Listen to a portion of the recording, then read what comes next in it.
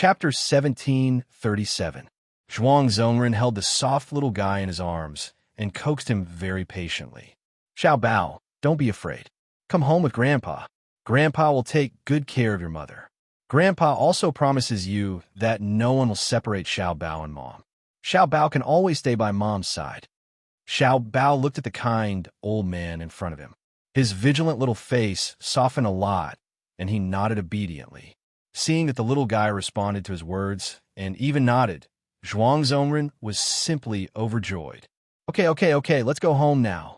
Zhuang Zongren was very strict with his children and juniors. In addition, he had been in a high position for most of his life. He had always been a serious and old-fashioned person. Usually, it was rare for him to smile in front of the juniors. But at this moment, he was simply unbelievably gentle to Xiao Bao. Zhuang Ronguang was dumbfounded to see his grandfather holding Xiao Bao lovingly. He hurried to Zhuang Zongren. Grandpa, what's wrong with you? It's fine if you take cousin away. But why do you even bring this little brat? And this little brat along? Why do you bring him along for no reason? What happened to cutting off all relations with the Liu family? What's wrong with this little brat? Zhuang Zongren patted Xiao Bao's back and coaxed him while glaring at Zhuang Ronguang. Do I need your permission to do things? Don't make a fuss here. You're already here. Hurry up and go back to the army. Damn, you want to take this little brat home, but you want to drive me away. Am I still your grandson? Zhuang Ronguang felt so wronged. Dad, do you still care about this?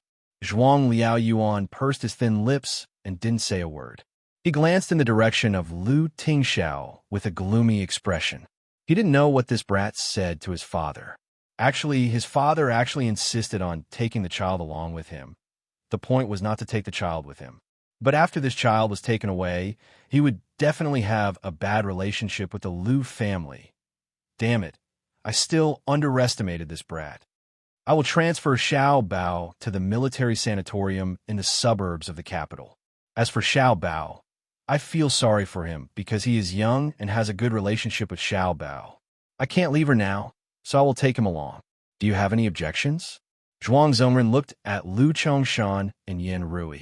Although Zhuang Zongren's tone was inquiring, he didn't loosen his grip on Xiao Bao in the slightest. Clearly, he had already made up his mind. Lu Chongshan and Yin Rui looked at each other. They did not expect things to turn out this way and were caught in a dilemma. It was good that Xiao Bao and Ning Shi were not separated, but to let the Zhuang family take Xiao Bao away, why? Are you worried that the Zhuang family will harm your grandson? Zhuang Zongren's face turned serious. Lu Chongshan glanced at his son. He knew that this was the best outcome his son could hope for. Ting Xiao must have his reasons for doing this. Moreover, a family like the Zhuang clan would definitely take good care of Xiao Bao since they had taken him in. Their worries were unnecessary. Lu Chongshan hesitated for a moment before saying, Elder Zhuang, you're being too serious. We're just worried that Xiao Bao will cause you too much trouble. Not all. Zhuang Zongren immediately made the decision. Since there are no objections, then this matter is decided. Fuck. I have no opinion no matter who says it. Zhuang Ronguang's voice was completely ignored. Chapter 1738. Lu Tingxiao personally escorted her all the way to the military sanatorium in the suburbs of the capital. The sanatorium here was only accessible to the country's senior leaders or their family members. All the medical facilities were top-notch, and most importantly, there were elite troops stationed nearby, so it was absolutely safe and secretive. Lu Tingxiao bent over and planted a kiss on the girl's forehead. After staring at her for a long time, he stood up and said to his son, Xiao Bao, stay with Mom and listen to Uncle Zhuang and Grandpa Zhuang, okay? Xiao Bao stood there with his head lowered and didn't say a word. I'm leaving. Xiao Bao still didn't move or respond. Lu Tingxiao sighed inaudibly, patted the little boy's head with his broad palm, and turned to leave.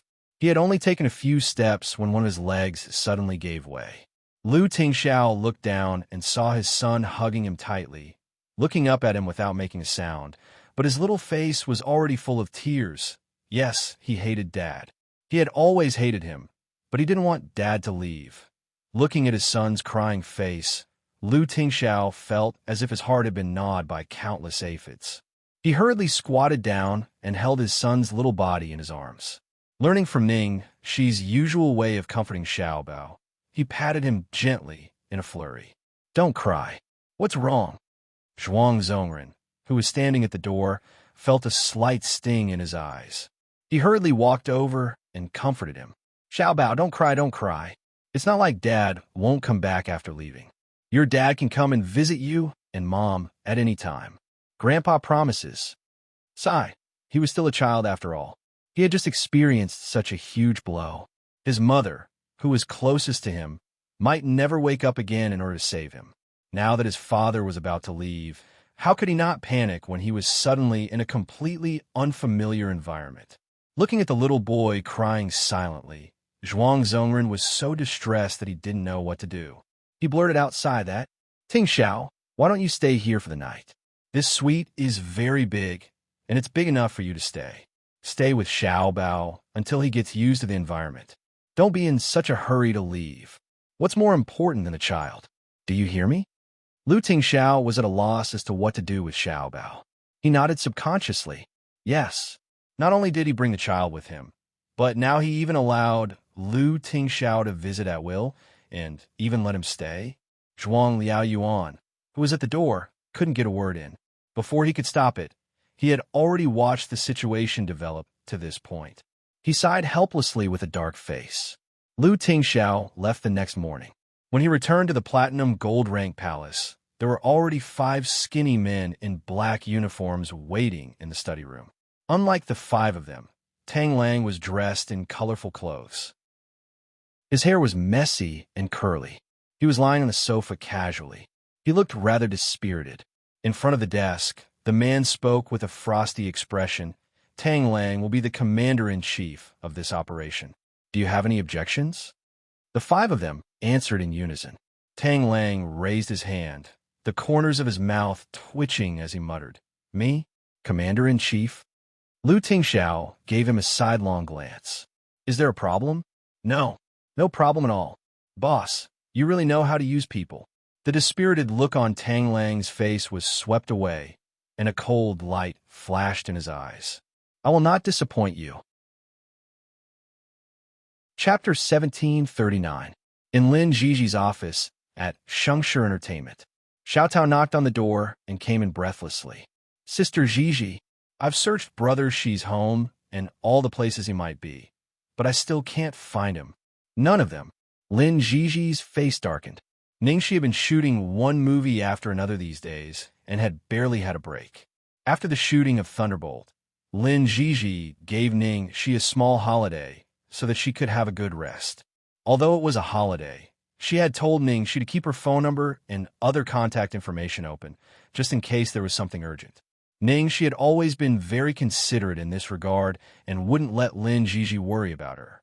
Unexpectedly, something went wrong this time. She had asked Xiaotao to call Ningxi and have her post on Weibo to promote the show and increase the ratings. However, Ningxi's phone was not connected to the landline at home. Xiaotao was worried and went to Ningxi's house to look for her, but she didn't find her. She didn't even see her at the places she frequented. Xiaotao wiped her sweat. "Yes, I've looked everywhere. What should we do now, Sister Jiji? Did something happen to Brother Shi?" "Nonsense." "Oh." Xiaotao immediately shut up, and then her eyes lit up. She suggested tentatively, "Sister Jiji, there's someone who can definitely contact Brother Shi." "Who?" "Big Boss." Xiaotao blurted out. "Shall we call Big Boss and ask him?" Lin Jiji narrowed her eyes. That person was too special, and she was just a small agent. It was inappropriate to call him directly and ask about Ning Shi's whereabouts. Lin Jiji thought it over and over again and dialed a number. The phone rang 7 or 8 times before it was finally picked up, and a sleepy voice said, "Agent Lin, if you don't have a reasonable reason to wake me up, Ning Shi is missing. Do you have any way to contact her?" Lin Jiji asked straightforwardly. The other end of the phone was silent for 2 seconds, and then the man's voice sounded much more sober. "What do you mean by Ning Shi is missing? Tonight is the premiere of 9 Clouds. I was going to ask her to post on Weibo but her phone and phone are not connected, and there's no one at home or at the places she frequents. Lin Jiji quickly explained the situation. TSK, this guy, is he hiding somewhere to drink again? You didn't even invite me to drink with you. Xiaomai mumbled. Ningxi is not a person who doesn't know her limits. Lin Jiji said, Come on, have you forgotten that she almost caused a riot in the bar last time? Xiaomai directly revealed the truth. I'm just worried that something might have happened to her. Don't think too much. Even if something happens, it'll be someone else, okay? Xiaomai was speechless. Hearing Lin Jiji's anxious tone, he said generously, All right, let me help you. All right, I'll have to trouble you to check if she's with Boss Lu. Oh, as soon as Xiaomai finished speaking, he suddenly froze. What the hell? You? How did you know about her relationship with my uncle? That's not the point. Why isn't it heavier? Fuck, I'm still counting on this matter to get hold of that damned girl's weakness. She's just afraid that you'll find out. We can't play anymore, Xiaomai said with a pained tone. Lin Jiji was speechless. Chapter 1740. After Xiaomai hung up the phone with Lin Jiji, he ran next door in his pajamas and slippers without even changing out of his pajamas. Where else could that girl go? Other than filming, she was either making dog food or showing off dog food. When he reached the entrance of Lu Tingxiao's villa, a man suddenly ran over in a hurry. He didn't even look at where he was going and bumped into him. Oh my God, Uncle, what are you doing? Why are you in such a hurry? Lu Jingli picked up the pile of documents on the ground and asked hurriedly, I have something to discuss with my brother. Why are you here? I'm looking for Ning Xiaoxi. Lin Jiji just called and said that she couldn't get in touch with her. Xiaomai answered.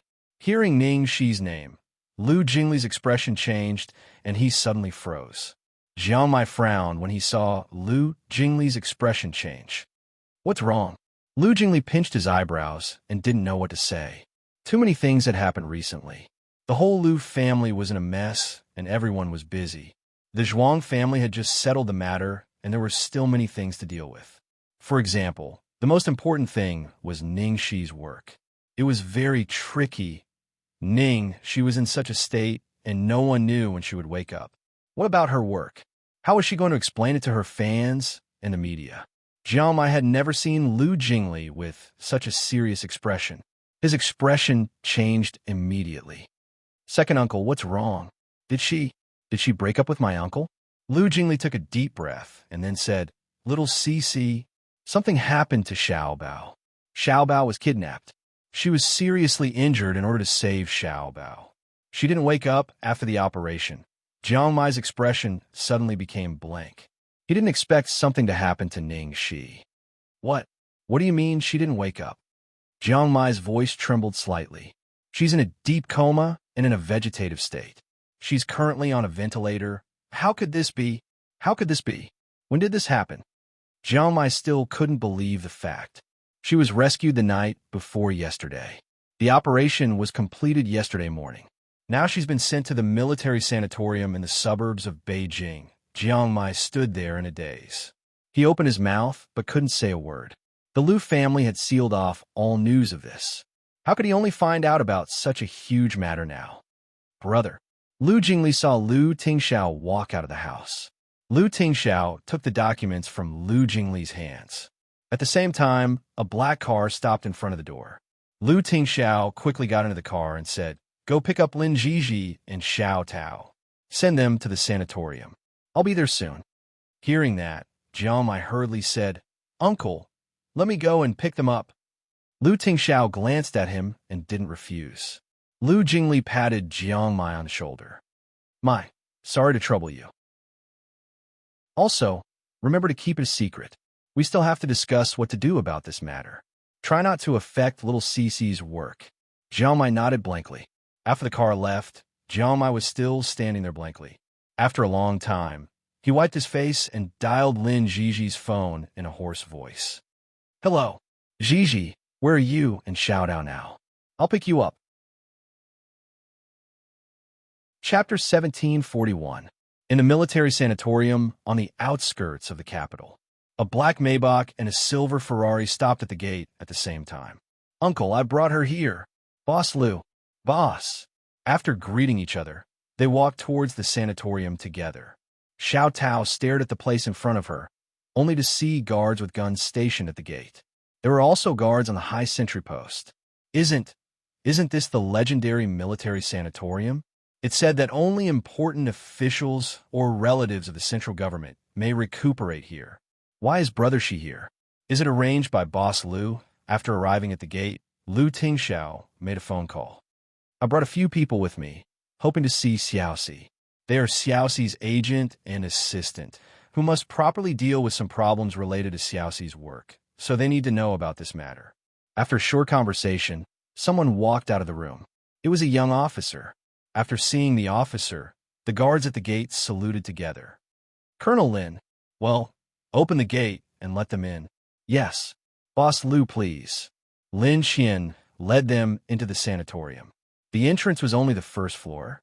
It took about 10 minutes of walking, passing through several sentry posts, before finally reaching a row of red brick buildings hidden in the dense forest. If it wasn't for Lin Xian leading, normal people definitely wouldn't have been able to enter this place. Because it was not suitable for too many people to enter together, Lin Zhizhi, Jiang Mai, and others could only stand outside the glass window and watch. There used to be a lovely little girl. Everyone liked her, but her grandmother liked her the most. She gave her whatever she wanted. Once, her grandmother gave the little girl a little red hat made of velvet, which was just right for her. From then on, the ward echoed with the soft voice of a child. Lu Tingxiao quietly looked at the girl and Xiao Bao in the ward, and his cold face slightly melted. Lu Jingli was also moved. Xiao Bao spoke. In the warm sunshine, a quiet little boy, holding a book in his hand, was sitting quietly at the head of the bed, reading a story in a soft voice, like an angel. The girl beside him was lying quietly on the bed, her entire body covered in bandages. Beside her was a complicated apparatus with countless tubes and wires connected to her body. With just one glance, Jiang Mai couldn't stand it anymore. He hurriedly hid the embarrassment in his eyes, turned around, and rushed out. Lin Zhiji's face was also full of pain. When they were in the car, Jiang Mai only vaguely told her that it was very serious, but after seeing it with her own eyes, she still couldn't believe that it was so bad. Xiao Tao stood beside Lin Zhiji in a daze. Her face was pale, and her body trembled violently. Brother Shi, Miss Lin, how long can you last? Lu Tingxiao went straight to the point. Lin Zhiji took a deep breath to calm herself down, then replied, to be honest, I'm not sure. This will depend on the reaction of the fans. In the future, Ningxi's 3 dramas, Ninth Heaven, Mother, and Thunderbolt, will be released one after another, and Ningxi's popularity will reach a peak. Especially during this period of time, Ningxi will be most active in the publicity period of her films. She is also the leading actress, and almost all the publicity activities need her to attend. Under such circumstances, if Ningxi doesn't show up for a long time, it's okay if she doesn't show up once or twice. But as time goes by, the fans and the media will definitely be suspicious. Lin Zhiji said with an embarrassed look, I'm afraid. I can't last long. Chapter 1742. Hearing Lin Zhiji's words, the atmosphere suddenly became more oppressive, and everyone's face became solemn. Everyone knew how much Ningxi loved her career and how much she had sacrificed for it, so they naturally tried their best to protect her most precious thing for her. Lu Tingxiao quietly looked at the girl behind the glass window. After a long silence, he said, if Xiaoxi still hasn't woken up in 3 months, her real situation will be announced. Lin Zhiji nodded. The time limit that Lu Tingxiao had given her was the longest time she could delay it. During this period of time, I will manage Ningxi's social media accounts for her and try my best to stall for time and maintain her popularity. It would be best if Ningxi could wake up, but if the situation is really out of control, I will arrange a press conference and prepare a reasonable explanation to explain Ningxi's situation to the fans. Lin Zhiji was very clear that the possibility of Ningxi waking up was very slim, but even if there was only a glimmer of hope, she had to try. Fortunately, Ningxi was living in a military sanatorium. No place could be more private than here, which could block all interference and information disclosure. But what on earth happened? Why did Ningxi suddenly get so seriously injured? Lin Zhi sensitively sensed that there might be a lot of secrets of the rich and powerful, so she cautiously didn't ask more. As Ningxi's agent, she only needed to know that she would do everything to protect everything Ning she had worked so hard for. Okay. Lu Tingxiao nodded and agreed to Lin Zhi's arrangement. Then he gave Lin Zhi his private number. Call me directly for anything related to Xiaoxi. Okay. Lin Zhi nodded. At this moment, she suddenly understood why a free and unrestrained girl like Ning she would choose this man in front of her. With Lu Tingxiao's status, if he liked a person, he could keep her in captivity, give her everything, and let her follow his preferences and identity. However, Ningxi had been dating Lu Tingxiao for so long without her knowing. Ningxi even told her in private that Kamingyu was Lu Tingxiao. This man loved her but never forced her to do anything. Instead, he accompanied her, respected, indulged, and protected everything about her. While Lin Zhi and Lu Tingxiao were discussing some details, Xiao Tao had been staring blankly at Ning, she behind the glass window with a pale face. Brother Shi, is it possible for him to wake up? When will he wake up? Will he wake up in 3 months? Xiao Tao asked anxiously. Lu Jingli replied dryly. That's not necessarily true. Even doctors don't know when she'll wake up, and if she'll wake up, are you saying that brother she may not wake up for the rest of his life? Xiao Tao's body trembled even more violently. Lu Jingli smiled bitterly. I can't rule out this possibility. Lu Jingli's words were like a switch. Xiao Tao's expression suddenly collapsed. She held her tear-stained face and knelt down in the direction of Ningxi. She burst into tears. Brother Shi, I'm sorry. It's all my fault. It's all my fault. I'm sorry. I'm sorry. Seeing Xiao Tao suddenly lose control of her emotions and kneel on the ground, Lin Zhi was stunned. She quickly turned around to help her up. Xiao Tao, what's wrong? Chapter 1743. Seeing Xiao Tao's reaction, Lu Jingli and Lu Tingxiao looked at each other and didn't say anything. They looked calm, as if they had expected this. Xiao Tao, get up. Xiao Tao shook her head and pushed Lin Zhi away. She insisted on kneeling. No, Sister Zhi, I won't get up. It's me. It's all my fault. It's all my fault. Brother, she was so nice to me, but I made him like this. Xiao Tao, calm down. What's going on? Lin Zhi's expression became more serious. Xiao Tao was very emotional and kept repeating, it's all my fault. Lin Zhi comforted her for a long time, and Xiao Tao finally calmed down a little. She sat there in a daze and said in a trembling voice, I knew it. I knew it a long time ago. I knew someone wanted to hurt Brother Shi secretly. They wanted to kill Brother Shi. They wanted to kill Brother Shi. They wanted to kill Brother Shi. They wanted to kill Brother Shi. What? Someone wanted to hurt Ningxi? How did you know? Lin Zhi asked hurriedly. Xiao Tao choked with sobs. Because they found me a long time ago. When we were filming in Chuan City, that gun, I was the one who exchanged it for that gun. I was the one who replaced the fake gun with a real one. What did you say? Lin Zhi was stunned when she heard Xiao Tao's words. She didn't expect that the person they hadn't found out last time would be Xiao Tao. Lu Jingli looked at Xiao Tao, who was kneeling on the ground, and sighed softly. They had been investigating who had changed the gun, but they couldn't find out who it was. It was as if the real gun had been changed out of thin air. But how could this be possible? Then, there was only one possibility left. This was done by Ning, she's closest and most trusted person. That was why it was possible to change the gun without leaving any trace. Xiao Tao was the most likely person to have been by Ning Shi's side at that time and had a chance. I almost killed Brother Shi last time. Luckily, Brother Shi was good at martial arts.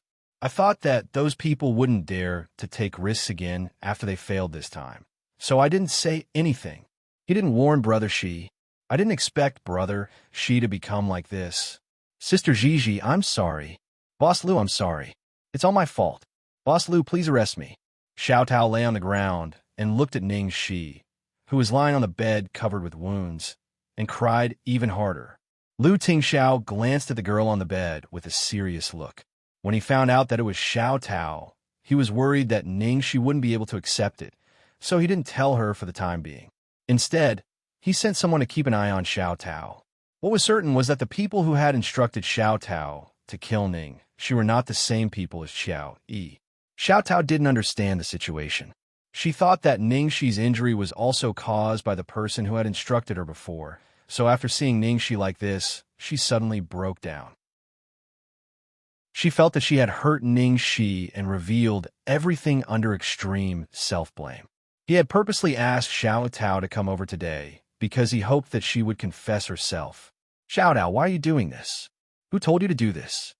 Lin Zhizhi asked anxiously. Xiao Tao's face was full of horror. Sister Zhizhi, you know that I have a younger brother who is studying in a university in China. Those people kidnapped my brother and threatened me. They said that if I didn't do what they told me, they would kill him. I don't know who they are. I only know that they spoke in English, and there was a translator next to them. I don't think they are Chinese. Chapter 1744. Did those people look for you after that? Lu Jingli asked. That's all. But they said they would have something for me to do at any time. They're probably waiting for an opportunity to strike. They even threatened me not to tell anyone. Otherwise, my brother might be in danger.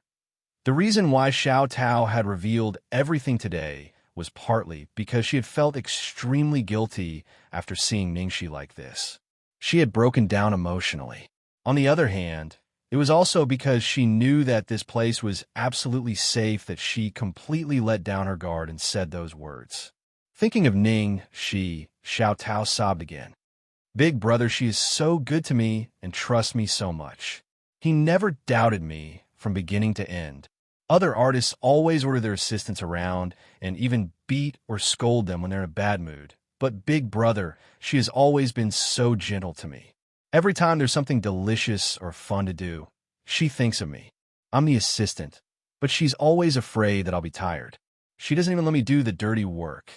Working with Elder Brother, she is my happiest time.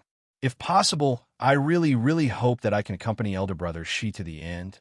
But there would be no more chances. Hearing Xiao Tao's words, Lin Zhizhi didn't know what to say. Although it was hard to believe that the person who betrayed Ningxi was the person she trusted the most, she couldn't blame Xiao Tao. Xiao Tao took a deep breath and stopped crying. She looked at Lu Tingxiao and pleaded, Boss Lu, I'm sorry for Brother Shi's care and trust in me. I'm sorry for the company, but I'm afraid that those people will fly into a rage out of humiliation after hearing the news from my side. Something will happen to my brother. I know you're resourceful and you can punish me however you want, but can you help my brother? For a moment, everyone looked at Lu Tingxiao. Lu Tingxiao said, I won't punish you. You're Xiaoxi's woman. Even if I punish you, it's up to her. As for your brother, if you trust me, I will guarantee his safety. But the prerequisite is that you must listen to my arrangements. Lu Jingli explained, what I mean is that you will pretend that nothing happened today and continue to keep in touch with them. Then, you will be our spy. If there is any movement on their side, you must inform us immediately. Xiao Tao had already prepared for the worst, but she never expected that this would be the result that awaited her. Knowing that Lu Tingxiao was giving her a chance for the sake of Ningxi, Xiao Tao burst into tears again and nodded repeatedly. I can cooperate with you to do everything you want, as long as I can make up for my mistakes. Others can touch your brother, but I can too, Lu Tingxiao added with a frosty expression. It was obvious that he didn't trust anyone. Xiao Tao's back immediately trembled, and her body trembled like a sieve. I understand. She knew that she had betrayed Ningxi once and could not be trusted.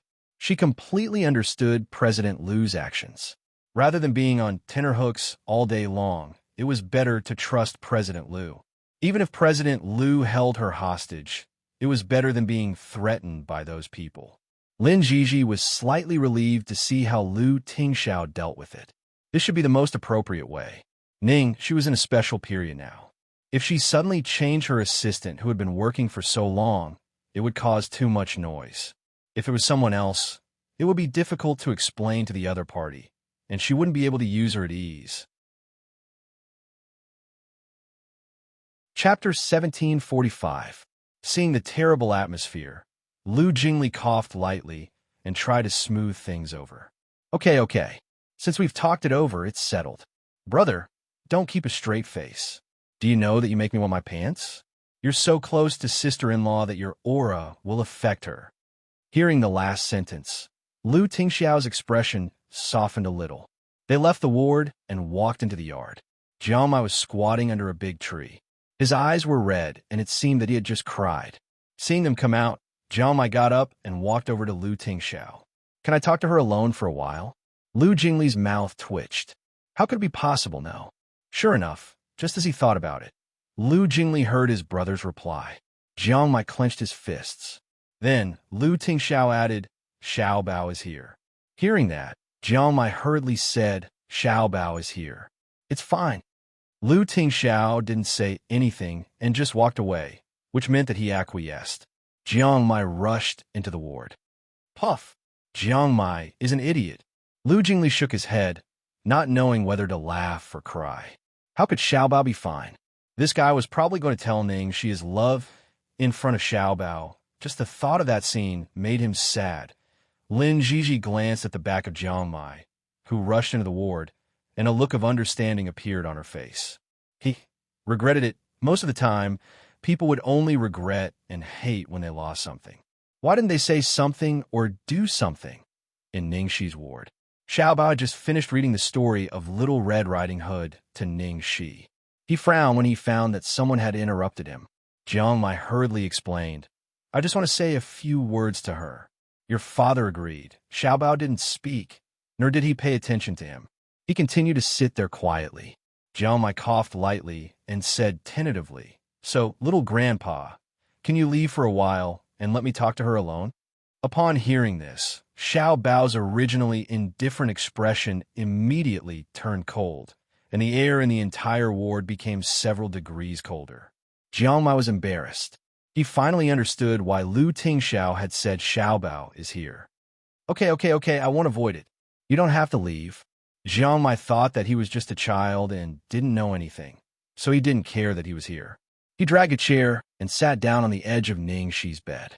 Up close, the injuries on the girl's body were even more frightening. There was not the slightest trace of vitality in her body, as if all her life force had been sucked out. Jiangmai wiped his face and looked at the girl lying motionless on the bed. Bastard, didn't you say that we would go out together? After saying this, he buried his head in the ground. After a long time, Jiangmai murmured bitterly, If I had known, I wouldn't have cared so much. I don't care what you think of me. I don't care who you like. Screw you, bastard. I like. Before Jiangmai could finish his words, a gust of whistling north wind locked onto him. Then, as soon as he calmed down, he saw a fair and tender little bun staring at him like a dragon guarding its treasure. That little gaze was so fierce. Chapter 1746. He was wondering why a certain someone trusted him enough to meet Ningxi. So he was waiting for him here. In the end, under little Tyrannosaurus gaze, Jiangmai couldn't utter those words no matter what. He slumped his shoulders and sat there, looking as if he had nothing left to live for. Fuck, did I tear down the moon god's temple in my past life? This marriage line was too cruel. Late at night, at the border of Country F, Tang Lang plucked a blade of grass from somewhere and held it in his mouth. He turned to the person beside him and said, The target's defense is at its weakest right now. The only person we need to pay attention to is the one wearing glasses. I'll go and seduce that guy later. No, seduce him. The man in black beside him. What's the difference between seducing and seducing? The man in black said uncertainly. Are you sure we have enough people? I think it's too risky. They're dealing with firearms. What if the other side? Don't worry. Didn't boss say that the other side won't interfere this time? Don't be afraid, just do it. Tang Lang said confidently. Actually, he was very worried at first, but since Lu Tingxiao said it was fine, he believed that it would be fine. It wasn't that he trusted Lu Tingxiao blindly, but he really couldn't believe it. For example, last time, who would have thought that Lu Tingxiao would call Satan at a critical moment? In the end, Satan actually reported his precise location and obeyed him. Based on his understanding of Satan, he trusted Lu Tingxiao's judgment. After Tang Lang finished speaking, he took out his phone unhurriedly and sent Tang Yi a text message. I'm in the forest 800 meters away from your 10 o'clock direction. I can tell you the answer to the question you asked me last time. Are you coming over? Almost as soon as he sent the message, Tang Yi immediately replied with a single word. Okay. Tang Lang saw a familiar figure walking out of the house and smugly gave the person behind him an okay sign. Done, let's do it. In the dark of the night, a group of people quietly approached the building in front of them in the forest. When Tang Yi came over, Tang Lang was sitting on a thick and solid branch of an uncle. When he saw the person approaching, he jumped down. Yo, you're here. So fast. The answer? Tang Yi looked at the man in front of him expressionlessly. Tang Lang shrugged and said, TSK, you already know, right? Why ask me again? I want to hear it from your own mouth. Tang Yi's gaze became even sharper. Okay. I said it myself. Fight first? I'll tell you when I win. Tang Lang said and immediately attacked. Tang Yi's expression didn't change. He moved slightly and dodged the attack. Then, the two of them began to fight. After 10 moves, Tang Lang looked at the gold-rimmed glasses on his opponent's face, and a trace of fire flashed in his eyes. TSK, you actually didn't take off your glasses. Are you looking down on yours truly? After saying that, his moves became even more ferocious. After 100 moves, Tang Lang's wails rang out in the forest. Fuck! Tang Yi, you pervert! It really was a super freakish physique that became stronger when encountering strong opponents.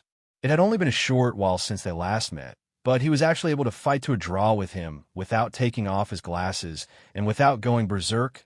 Once Tang Yi entered battle mode, he would not be distracted at all and would not notice anything happening in the outside world. And this was exactly what Tang Lang wanted. It was unknown how many moves they had exchanged. Tang Lang looked at the secret signal of success not far away, and his expression immediately relaxed. And at this moment, his lifeline was grabbed by Tang Yi. Tang Lang suddenly approached the other party, but he didn't attack. Instead, he hugged the other party and whispered in the man's ear, Senior brother, I'm sorry. Hearing this, Tang Yi suddenly woke up from his battle state. His expression changed drastically as he looked towards a direction not far away. Tang Lang, you. Seeing that Tang Lang was about to rush over, Tang Lang's voice was slightly cold. There's no need to go. The person has already been taken away. Senior brother, don't blame me. I said before, I don't want to be enemies with you. This is the only way I can think of. Chapter 1747. Villa in the suburbs of Beijing, China. Feng Jin clutched the gunshot wound on his body as he stumbled into a dark room. Satan, Uncle Xiao has been kidnapped by Lu Tingxiao's men. Hurry up and send someone to save him. Otherwise, it'll be too late. If he falls into Lu Tingxiao's hands. Inside the large sandalwood chair, the silver-haired man's expression did not change in the slightest. He tilted his head, picked up the teacup on the table, and took a sip unhurriedly. Then he raised his indifferent eyes and said faintly, What does it have to do with me? Feng Jin's expression froze. His expression was filled with despair as he said agitatedly, Satan, Uncle Xiao was at fault for hiding the truth from you. But everything Uncle Xiao did was for you. No matter how angry you are with him, you can't just watch him die. He's your... Feng Jin's face turned pale as the man's piercing gaze swept over him. He suddenly stopped talking and swallowed the rest of his words. Master, just for the sake of him being by your side for so many years, even if he didn't contribute much, he still worked hard. Now you're trying to act pitiful in front of me? Why didn't you remember that I'm your master when you treated my words as bullshit? Feng Jin had a history of pretending to agree, but secretly disagreeing. Faced with the other party's anger, he could only bite the bullet and continue to plead. Just for the sake of your mother, Yunxin's expression turned even colder when he heard Feng Jin mention his mother. Who gave you the wrong impression that I have such a good temper, that I would give opportunities to disobedient people time and time again? Feng Jin panicked when he saw that the other party was determined to let Xiao fend for himself. Uncle Xiao knows so much about us. If he falls into Lu Tingxiao's hands, the consequences will be unimaginable. The Black Dragon is the best example. Previously, they thought that the Black Dragon really did not say anything. In the end, they discovered that all their underground channels have been exposed, putting them in an extremely passive position. They were caught off guard and lost a large number of their men. Yunxin's expression was tainted with impatience. I ordered him to stop all those things a year ago, but what did you do in secret? Do you really think that I don't know anything? If we really cut off those businesses, it would be equivalent to cutting off an arm.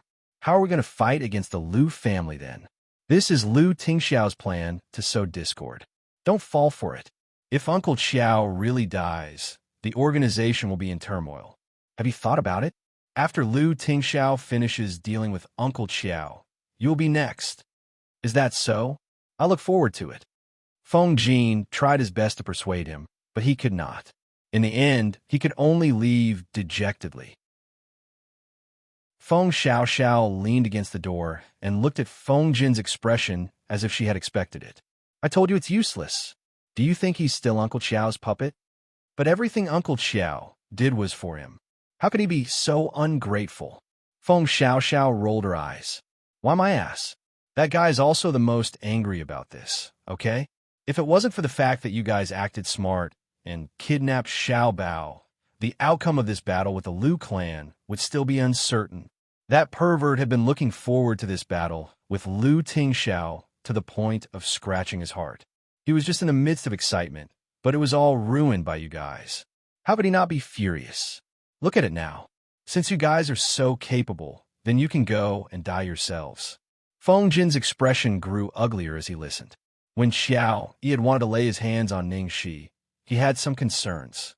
However, he had thought that Satan would, at most, throw a tantrum and not do anything to Xiao Yi. He had not expected that things would escalate to the point where they would fall out completely. The problem now is how to convince Master. Don't be naive. Now that we've touched their territory, it's useless no matter who tries to persuade them. Just wait for your death.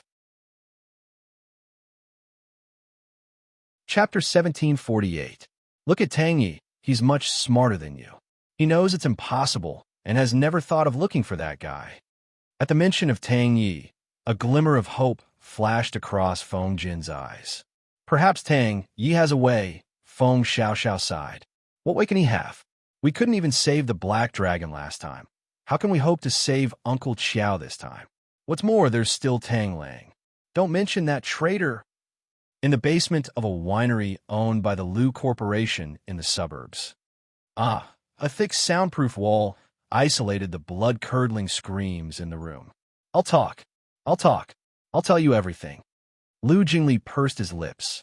Are you serious? So fast? Your little black dragon has held on for 3 days. Lu Tingxiao sat on the sofa, his face expressionless. Xiao Yi's kneecap had been completely gouged out along with the minced flesh. He lay on the floor like a dead dog, his dark eyes staring at the man sitting on the sofa opposite him. He looked dignified, but his methods were more terrifying than the devil's. His eyes were filled with fear. He had thought that the Black Dragon would be able to hold on. He had thought that Lu Tingxiao was just a businessman who reeked of money. He hadn't expected him to be even more ruthless than people like them. Even a deity wouldn't be able to hold on under such a punishment. The people of the Lu clan are really hypocritical, vile people. He couldn't die. He definitely couldn't die. The Lu family hadn't been destroyed. How could he die in a place like this, in the hands of these people? If he could get out of here today, he would never let these people off. And that ungrateful little bastard, he had actually allowed him to die. The man on the sofa remained expressionless even after Xiao Yi had relented. Continue. Lu Jingli scratched his head. But he said he was going to confess? Oh, fine. He must be lying if he confessed so quickly. Let's continue then. Dawn was approaching. The man walked out of the room, dressed in his usual black suit. He looked as though he had just come from an elegant banquet, except for the faint hostility and bloodthirsty aura around him. Lu Jingli glanced at his brother beside him in a daze. He didn't know why, but he didn't feel cold. Instead, he felt very warm. He preferred this kind of older brother. This was the real him, and he even had a terrifying side to him. He wasn't always so perfect that he didn't seem like a real person, and he didn't hide all of his dark side in front of him. Tang Lang, who was sitting at the bar counter, heard the footsteps behind him. He turned around with a tipsy expression. Done. Lu Jingli waved the recording chip in his hand. Done. It's enough for him to be sentenced to death. Tang Lang raised his brows when he heard this and muttered softly, What's the point of making it so troublesome? Let's just kill him. Lu Tingxiao glanced at him calmly. It's legal. Lu Jingli walked over and picked up a glass of wine. Taking a sip, he put his hand on Tang Lang's shoulder and explained, What my brother meant was that we are good citizens who abide by the law. Of course, we have to know the law and do things according to the law. The corner of Tang Lang's mouth twitched when he heard this. That's right, you guys are really law-abiding. Compared to you guys, prison is simply heaven. You want it? Lu Tingxiao looked at him and suddenly asked, Huh, want what? Tang Lang didn't understand what he meant. A certain coy brand translator continued to translate. My brother asked you if you want this guy's life. Originally, he was going to give it to the black cat. If you want it, he can give it to you. After all, it's all thanks to you that we were able to catch this guy. As soon as he finished speaking, Tang Lang was slightly stunned. After a moment of silence, he shrugged and said, Forget it. You're right. Let's just be good citizens who abide by the law. Forget it. Let's just leave it at that. If he were to kill that person with his own hands, he would be chased by Tang Yi for the rest of his life. Chapter 1749. They left the underground winery. The cool morning breeze blew away the stench of blood on the two of them. After tossing and turning for a day and a night, Lu Jingli stretched lazily with sleepy eyes and could not help but complain, Brother, don't you think that guy's weird? He confessed so many secrets, but when we asked him about Yunlan's background, he didn't say a word. Dad is the same. He didn't tell us anything. Actually, I was quite puzzled about this matter. With the old man's family and family values, even if he met a woman he liked and couldn't help it, he would never have the thought of marrying her. But the tombstone with my wife's name on it is indeed his handwriting. I'm so curious. Should we retry the case? Lu Tingxiao replied, No need. Xiao, he had confessed so readily because he wanted to live. But to him, there were other things more important than his life. However, all these entanglements were not important to him. Lu Tingxiao looked at the gradually brightening sky for a long time. After a while, he looked at Lu Jingli and said with a gentle expression, Go back and rest. Lu Jingli rubbed his eyes and nodded. Oh, what about you? Lu Tingxiao replied, I have something to take care of. Lu Jingli widened his eyes and said anxiously, What's there to take care of? Even if it's a big deal, you should at least get some sleep first. I haven't seen you sleep since the day we went to save sister-in-law in Xiaobao. I'm fine. How can I be fine, you? At this moment, Lu Tingxiao's cell phone rang. He raised his hand to interrupt Lu Jingli and answer the call. Hello, it's today. Book the next flight. Okay. Lu Jingli couldn't believe it. Where are you going? Do you want to die? If something happens to you, what will happen to sister-in-law in Xiaobao? I know what I'm doing. What do you mean by that? You've forgotten that you're still human. No, you have to go to sleep today. Immediately. Otherwise, don't even think about going anywhere today. Before he could finish speaking, Lu Jingli suddenly felt a sharp pain at the back of his neck. His vision went black, and he gradually lost consciousness. He felt as though he was being carried into a car by a large arm. Brother, be obedient. Lu Jingli closed his eyes unwillingly and fell into a deep sleep. Fuck. He actually knocked him out without saying a word. Knock him out. Knock him out. Am I still your dearest little brother? What he was most worried about had happened. He knew that. Little Cece was not here. No one could persuade him, meanwhile. All the major media outlets were crazily reporting the most anticipated super fantasy drama of the year, Ninth Heaven. This drama had an investment of 500 million yuan, and it had a super luxurious lineup of 2 movie queens. On the first day of its broadcast, the ratings soared to the first place, and the number of online views easily exceeded 100 million. The new couple, Jiangmai and Mengxi, quickly became a hot topic. Ningxi didn't have many scenes in the first few episodes, so she didn't attract much attention. However, Lin Zhizhi heaved a sigh of relief and smiled bitterly. She wasn't worried that Ningxi wouldn't become popular, but that Ningxi would become too popular. She logged into Lu Ningxi's Weibo account and imitated Lu Ningxi's tone to post a promotion on Weibo. Jiangmai immediately reposted it. So far, everything was going well with the fans, and no one found anything unusual. Chapter 1750. When Lu Jingli woke up, it was dark outside. The first thing he wanted to do was to call his brother. However, as soon as he went out, his phone rang. The caller ID was Mo Lingtian. Why did this guy call him at this time? Lu Jingli picked up the phone suspiciously. Hello, brother Tian. What's up? Mo Lingtian sounded serious. Jingli, what's going on with your brother?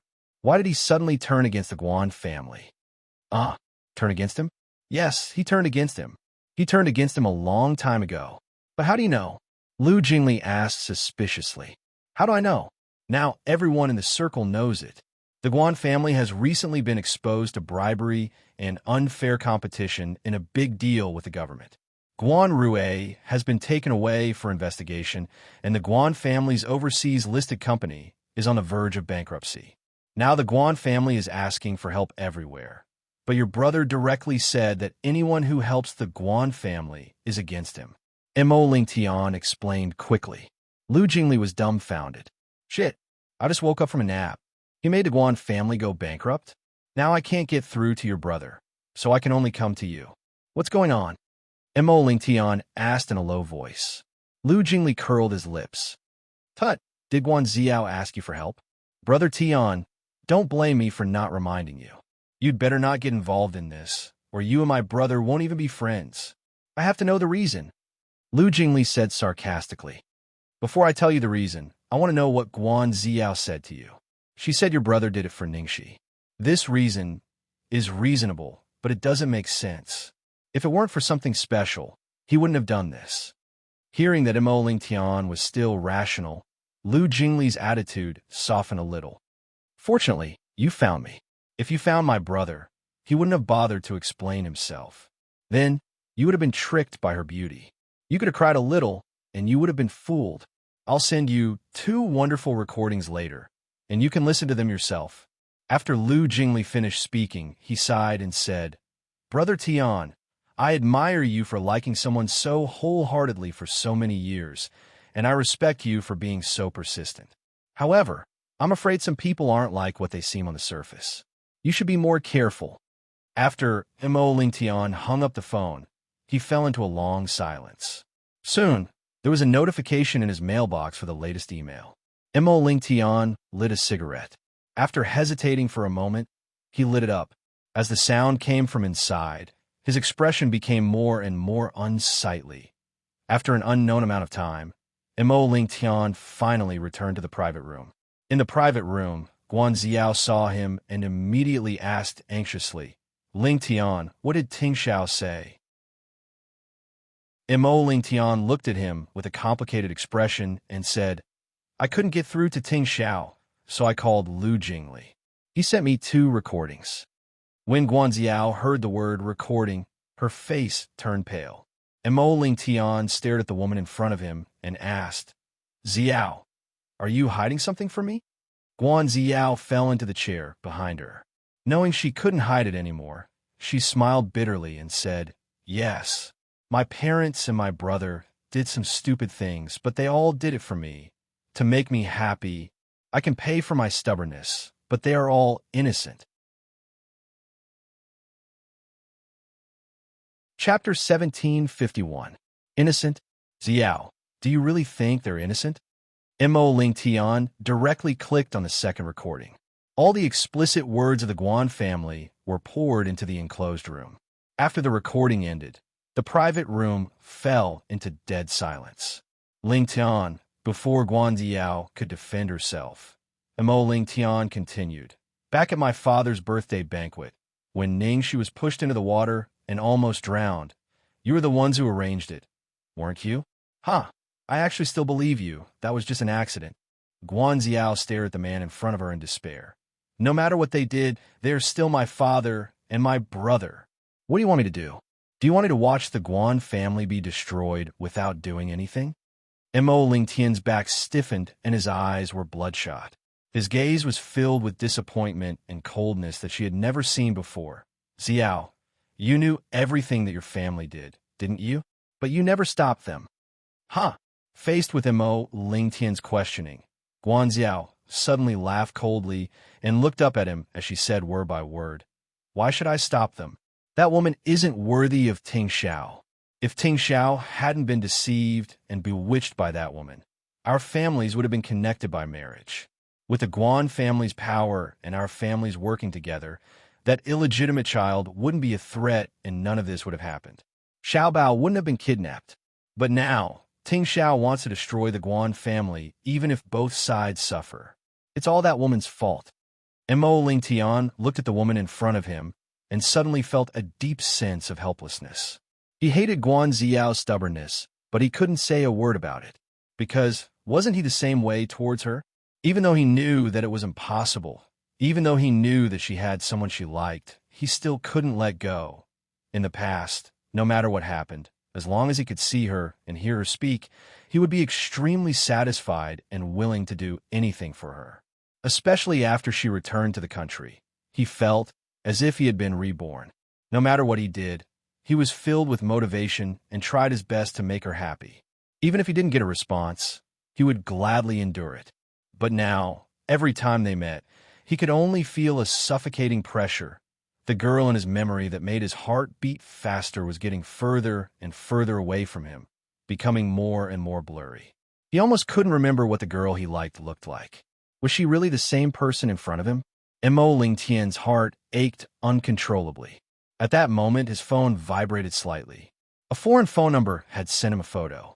On a quiet path, a girl wearing a light green floral dress squatted by the side of the road, teasing a round, orange kitten. The expression on her face was so gentle that it seemed to be able to dispel all the haze in the world. Even the suffocating feeling that was bothering him at this moment suddenly disappeared. Heaven's heart. Heaven's heart. When Ling Tian realized that this name had suddenly appeared repeatedly in his mind, his expression suddenly changed, and he hurriedly put away his phone. The person he liked was Ziyao. The person he loved was Ziyao. He swore that in this life, he would only love this woman. But right now, what was he doing? This feeling of betrayal made him feel even more painful. Ling Tian, we were indeed in the wrong this time. No matter what, my brother shouldn't have touched Xiao Bao. But luckily, he didn't want to hurt Xiao Bao. Xiao Bao was fine at that time, and that woman had Ting Xiao protecting her, so he didn't cause any harm to her, right? Now that she's injured, it has nothing to do with the Guan family. Ting Xiao has gone too far by venting his anger on us like this.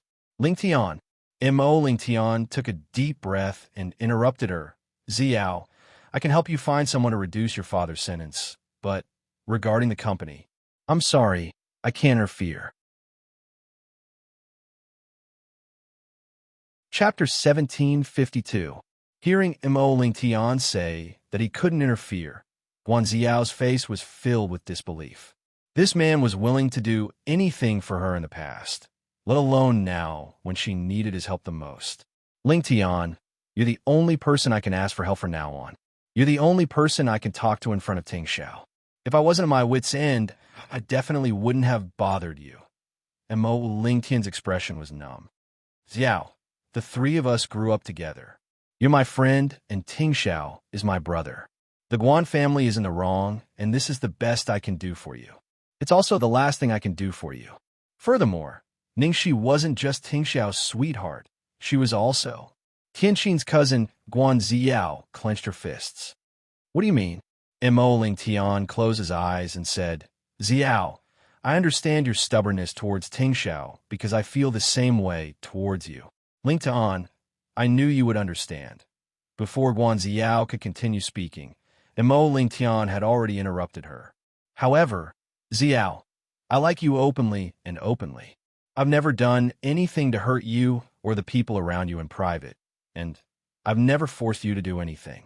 But you don't just like Tingxiao anymore. If you really like someone, you don't have to get them. You have to do anything. Do you understand? Mo Ling Tian didn't know if these words were meant for Guan Xiao or for himself. But after saying these words, he felt as though he had been released. He recalled what Lu Jingli had said to him. Some people weren't like what they seemed on the surface. He had always thought that the person he liked was the most special.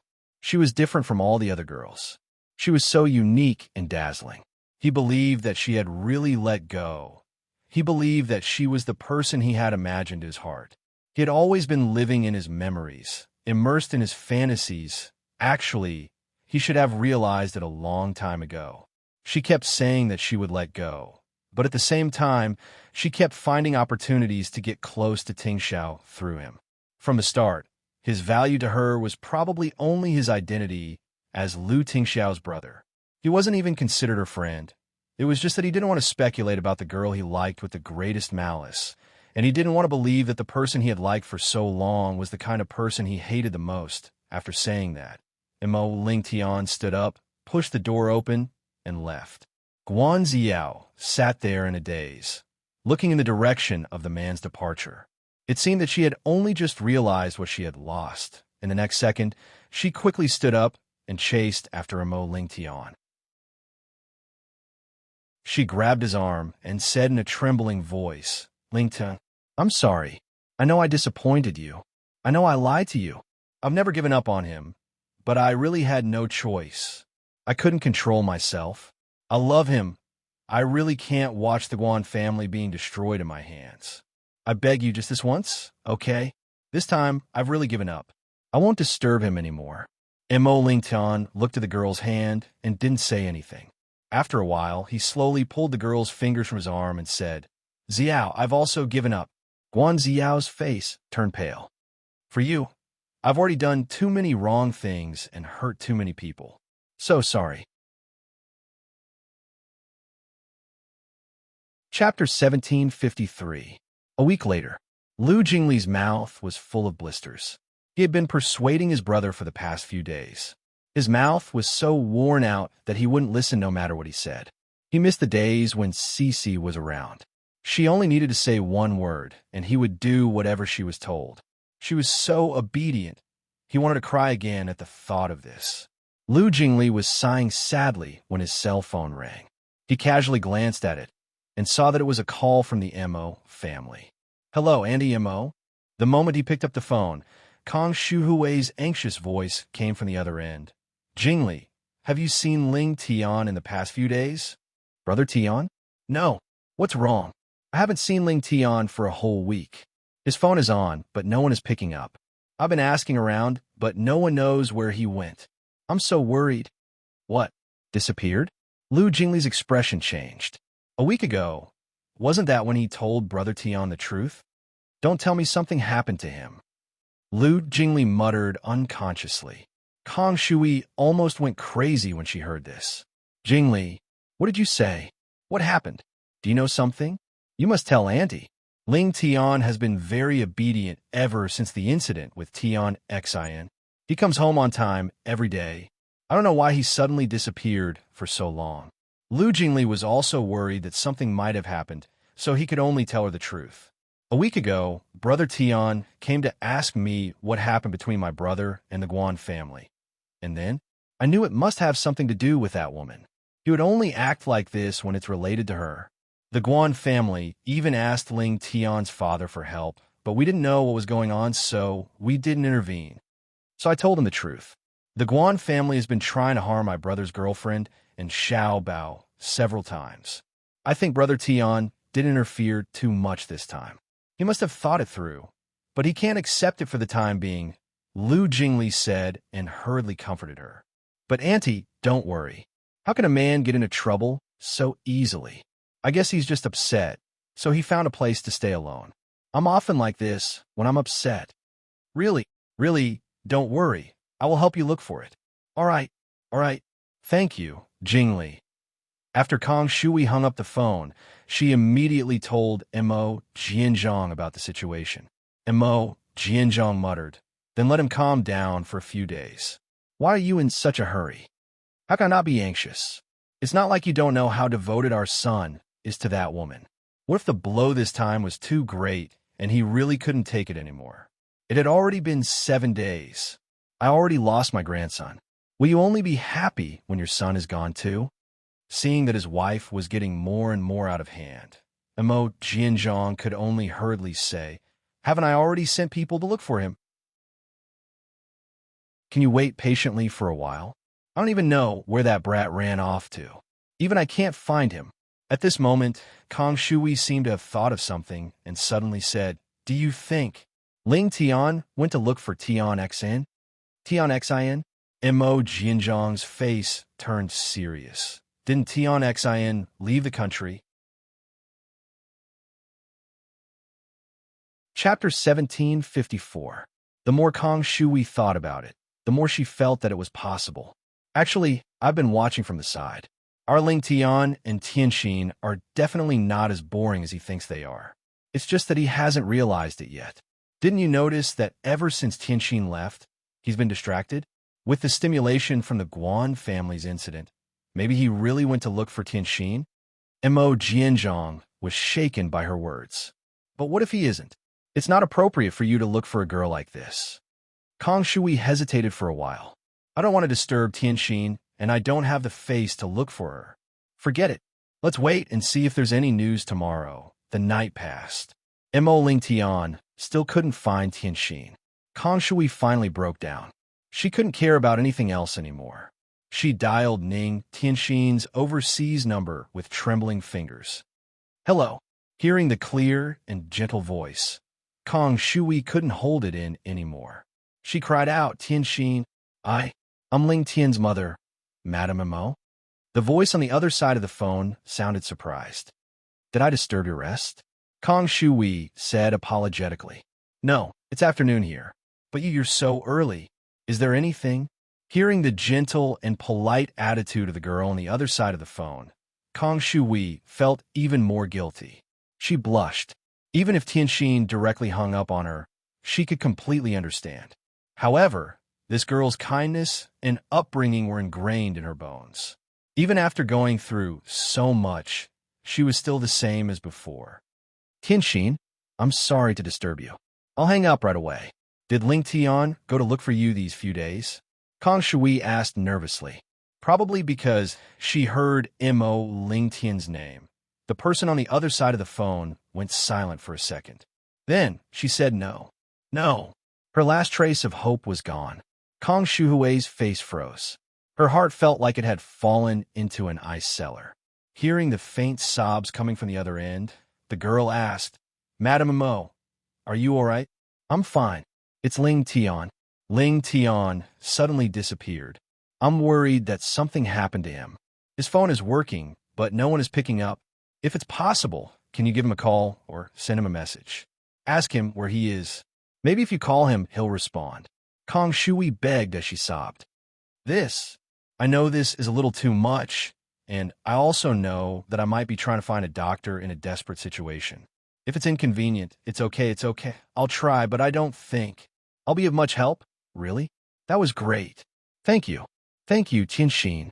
No matter what, thank you. China, Luoyang City. Ning Tianxin hung up the phone. Then she sat on a bench on the campus quietly, spacing out. Just now, because she couldn't stand Kang Shuhui's crying and begging, she agreed. After she calmed down, she felt that it was ridiculous for her to interfere in this matter. After thinking for a while, she called Ningxi. Hello, Xiaoxi. Hello, I'm Ningxi's agent Lin Jiji. Are you Ningxi's cousin? The voice on the other end of the phone was not Ningxi's. Yes. Sorry, she's working. It's not convenient for her to answer the phone now. Can I ask her to text you back later?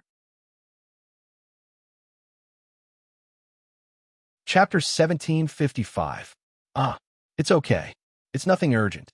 Don't bother her. Ning Tianxin hung up the phone. When she saw Ning, she was busy. After a moment of silence, the girl shook her head, feeling funny. Anyway, it didn't matter anymore. Why should she care about what he thought? Why should she care about whether Huang was ridiculous or not? As long as she had a clear conscience, it was fine. Ning Tianxin felt relieved. She opened WeChat and quickly sent a message. Then, she picked up the book on the side and continued to walk towards the classroom. On an island in S City. The island was located alone in the middle of the sea. There was a unique villa on the island.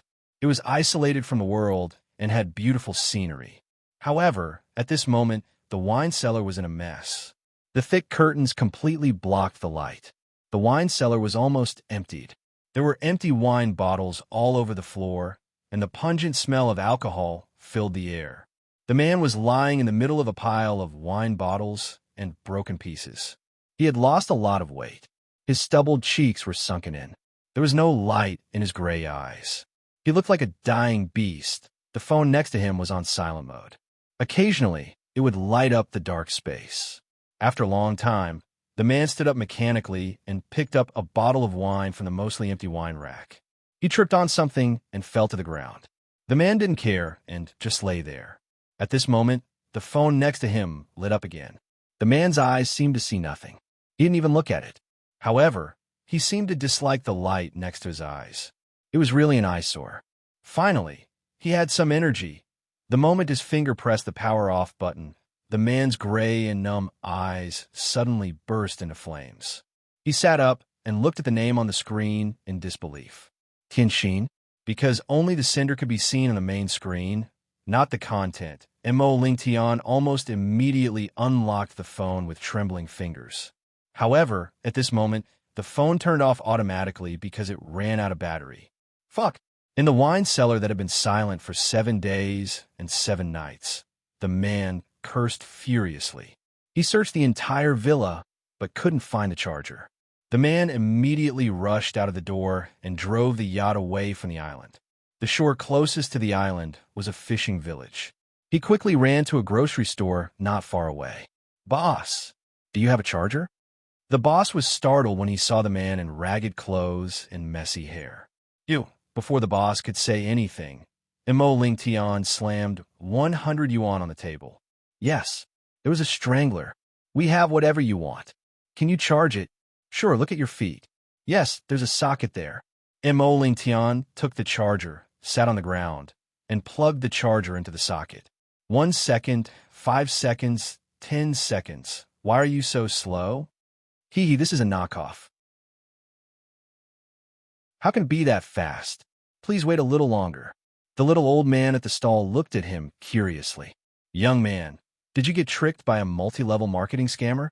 Do you want me to call the police for you?" "No need." Mo Lingtian stared at the red progress bar on his phone without blinking. After waiting for a full 3 minutes, the phone was finally turned on. Just as Mo Lingtian was about to open WeChat, he suddenly paused. He clenched and released his fingers several times before he finally opened WeChat and saw the message. Chapter 1756. Tianxin, where are you? Your mother is very worried about you. If you see her, please call her back. Mo Lingtian looked at the message. The blood flowing in his body, the turbulent emotions that were out of control, all calmed down in an instant. It wasn't an illusion. It wasn't an illusion. The little old man at the stall was humming a song as he sorted out his goods. From the corner of his eye, he saw the young man squatting in front of his door charging. He didn't know why, but his back was tense, his fingers clenched tightly as he stared at his phone. After a while, water dripped onto his phone screen. "Hey, young man, what's wrong with you? Do you really not need help?" The little old man ran over and asked worriedly. The man didn't look up. "Give me a pack of cigarettes." "What kind do you want?" "I don't have any good ones here, and I'm worried that you won't be used to it." "Whatever, it's fine." The little old man looked at him as he hesitantly took a pack of cigarettes from the shelf and gave it to him. He also gave him a lighter. Mo Lingtian lit the cigarette and took a puff. He was choked by the smell and coughed repeatedly. The little old man laughed. Choke. This is the smell of our cigarettes. It's strong. The people here were simple and honest. The little old man was probably worried that something might have happened to him and kept talking to him. Those words kept ringing in his ears. On the surface of the sea not far away, the sky gradually brightened and the sea breeze, mixed with a salty and humid smell, hit his face. Ling Tian looked at the message on his phone quietly, over and over again. There seemed to be something in his body that was suddenly filled with a huge force, bursting out from the dark soil. Time passed quietly. The man stared at the message motionlessly. His finger landed on the reply box, but in the end, he did nothing. When the phone had a little more battery, Ling Tian opened his address book and called home. Hello, Ling Tian. It's really you. You stinking brat. Where did you go?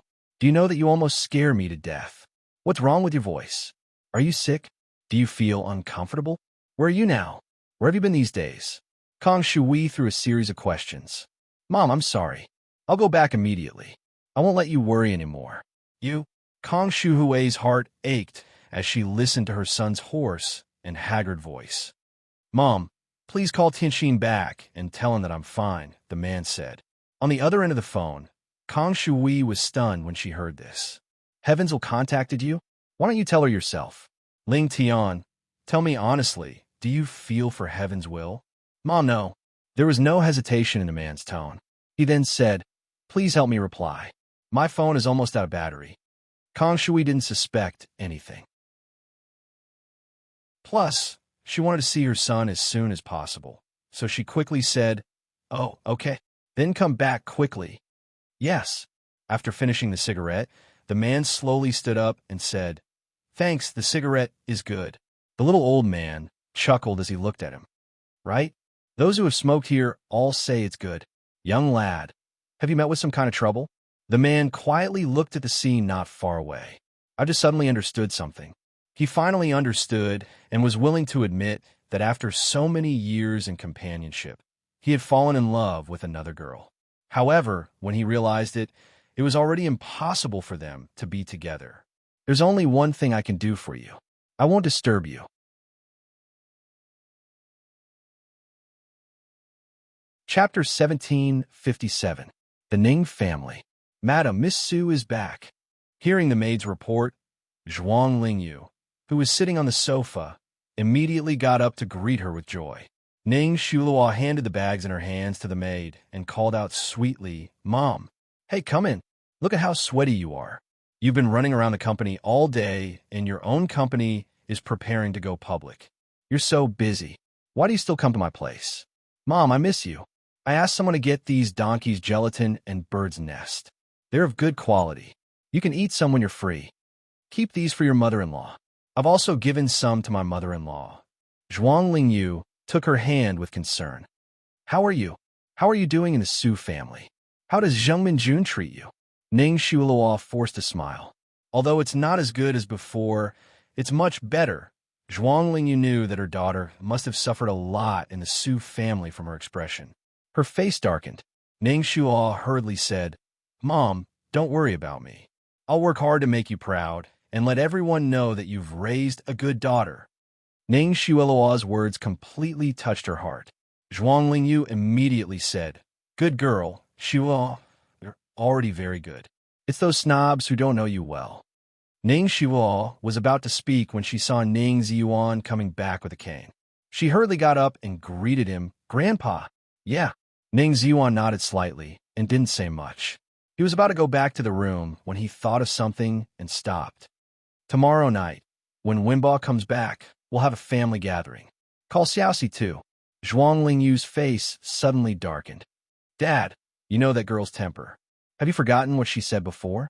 She doesn't want to have anything to do with our Ning family. Why should we stick our faces to her cold buttocks? At this time, Ning Yaohua, who was behind her, walked over and coughed lightly. Lingyu, the child only said those words out of anger. There are some things that we did wrong, and she feels wronged. It's good for the family to be harmonious. Why do you have to lower yourself to a child's level? I think we'd better call Xiaoxi along tomorrow night. Only then did Ning Ziyuan nod in satisfaction. Then, as if he didn't believe him, he stood there and said, "Then make the call now." Ning Yaohua shook his head helplessly. "Dad, you still don't believe me? I'll fight now, okay?" Seeing this, Zhuang Lingyu became anxious and kept signaling Ning Yaohua with her eyes. Ning Yaohua lowered his voice and said, "Dad is not in good health. Don't make him angry because of this. It's just a meal. Besides, even if we don't invite her, Chiotong will definitely ask Xiaoxi to join us. Why does she always play the good guy and drive a wedge between our family?" When Ning Shuo heard the word family from Ning Yaohua's mouth, a trace of darkness flashed in her eyes. In front of the old master, Zhuang Lingyu couldn't say much, and Ning Yaohua's attitude was firm, so she could only let him make the call. "Hey, Xiaoxi, tomorrow night." After dialing Ning Shi's number, Ning Yaohua was about to play the role of a loving father, but he was interrupted by the mechanical voice. "Hello, who is this?" "I'm Ning Shi's agent. She's working and can't answer the phone now." Ning Yaohua paused and then said in a proud tone, "I'm her father. You can tell her. She'll answer the phone."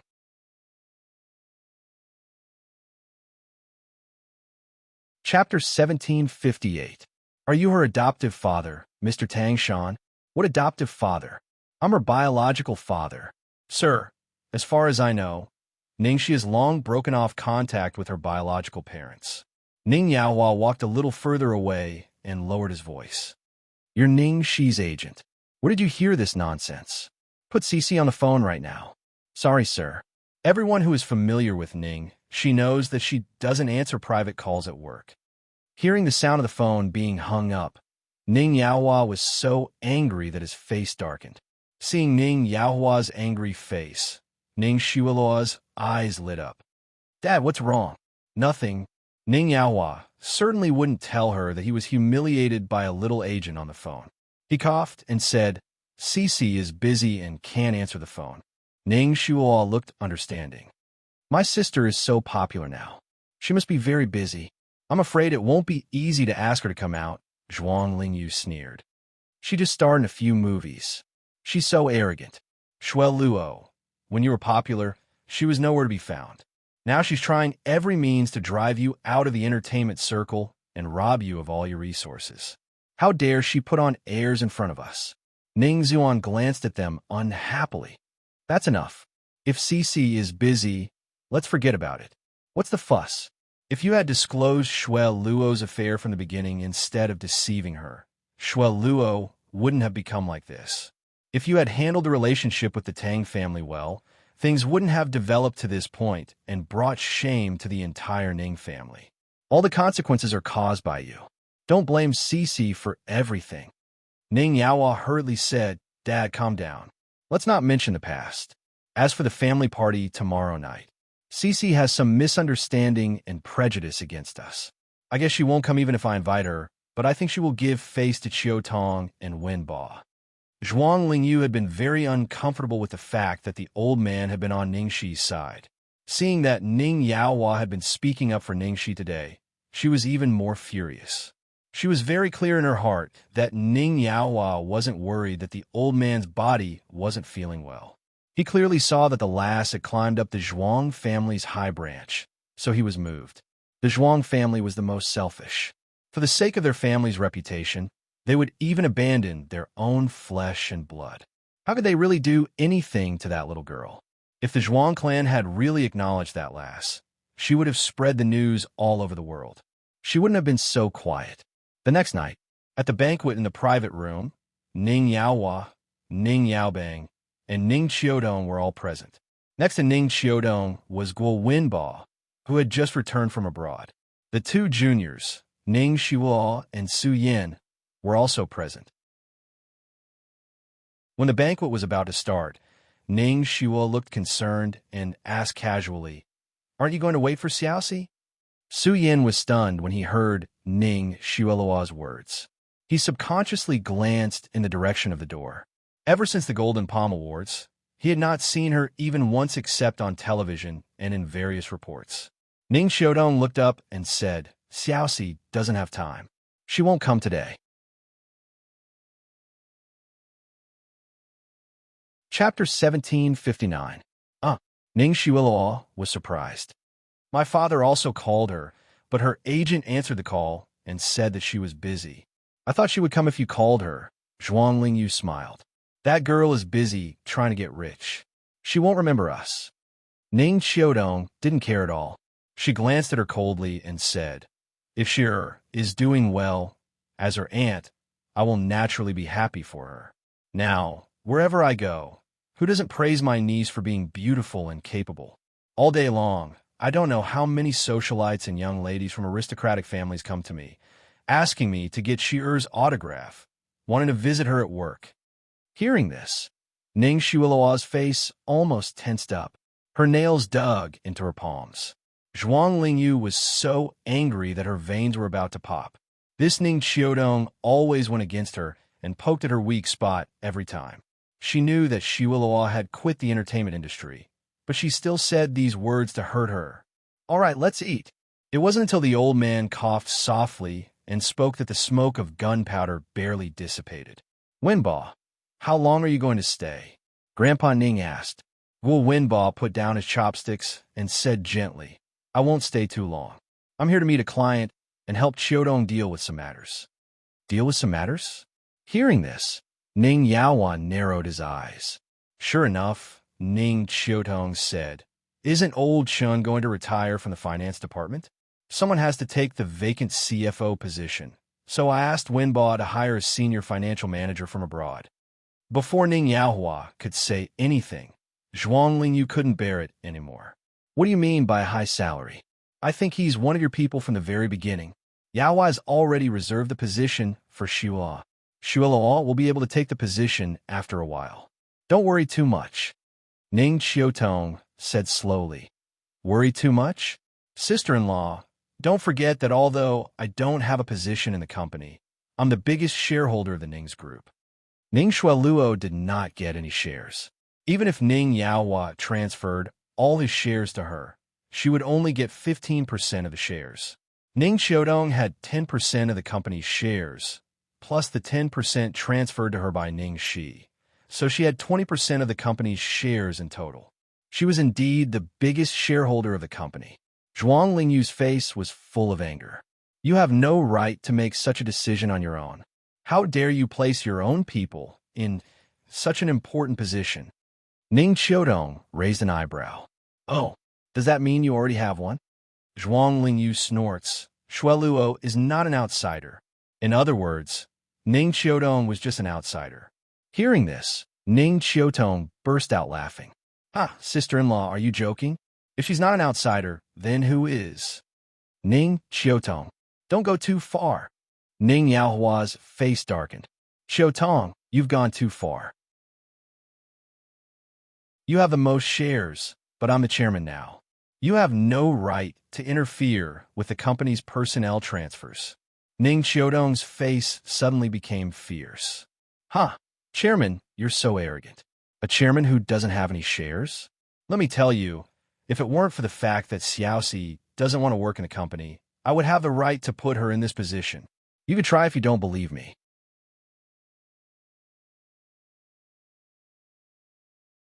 Chapter 1760. Since Xiaoxia had given her the shares, she had to live up to her trust and trust. How could she let these people mess around in the company? Ning Yaohua was so angry that he almost vomited blood. Ning Yaobang, on the other hand, was quietly drinking and watching the show.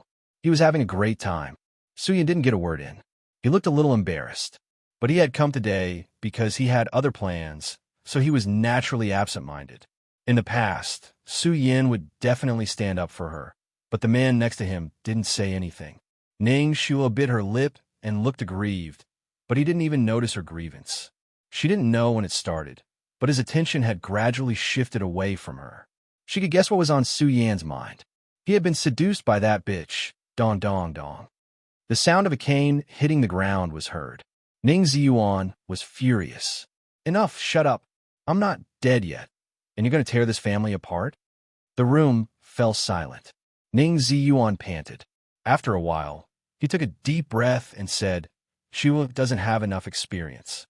It's not appropriate for her to take that position in such a short time. and it's hard to convince the public. Xiaodong, no matter how good your manager is, he doesn't know the situation of our company. So, Dad, what do you mean? Ning Yaobang asked as if he wanted to see the world in chaos. The old master glared at Ning Yaobang and then continued. Xiaodong, you can hire someone to join the company, but just like Shuilua, he has to start from the bottom and familiarize himself with the company. I'll talk to old Shun and ask him to delay his retirement. As for who will take the position, you can compete fairly. Everyone will see how well you perform and then vote at the shareholders' meeting. Although both sides were not convinced by the old master's words, they knew that they couldn't do anything to each other. Ning Yaohua and Ning Xiaodong didn't say anything, tacitly agreeing to the old master's idea. The meal was finally over. On the way back, Zhuang Lingyu was still angry. What fair competition? Dad is obviously siding with Ning Xiaodong. Not only does Ning Xiaodong hold so many shares, but she also has Guo Wenba support. How can our Shuilua compete with her? It's all that bitch's fault. She wanted to go against us and gave all her shares to Ning Xiaodong. Otherwise, why would we be in such a passive situation? Ning Xiaohua quickly comforted her. Mom, don't be angry. Brother Yin will help me too. Don't you think so? At that moment, Su Yin, who had been silent all night, finally nodded and said, Of course. Only then did Zhuang Lingyu's complexion improve a little. She took their hands and crossed them together. You two have to be well. The most important thing is to have a child as soon as possible. That way, the old man's mind will naturally turn to you. Mom, why are you saying that? Ning Xiaolong was embarrassed. Zhuang Lingyu said angrily, What I'm talking about is very important. Both of you, listen carefully. Su Yan, won't your mother urge you? Su Yan coughed lightly and said, My mother is fine. She respects our opinions. Actually, when he hadn't married Shualuo, his mother had already started to urge them to have grandchildren. But after he married Shualuo, his mother seemed to have suddenly became indifferent. She didn't urge them anymore.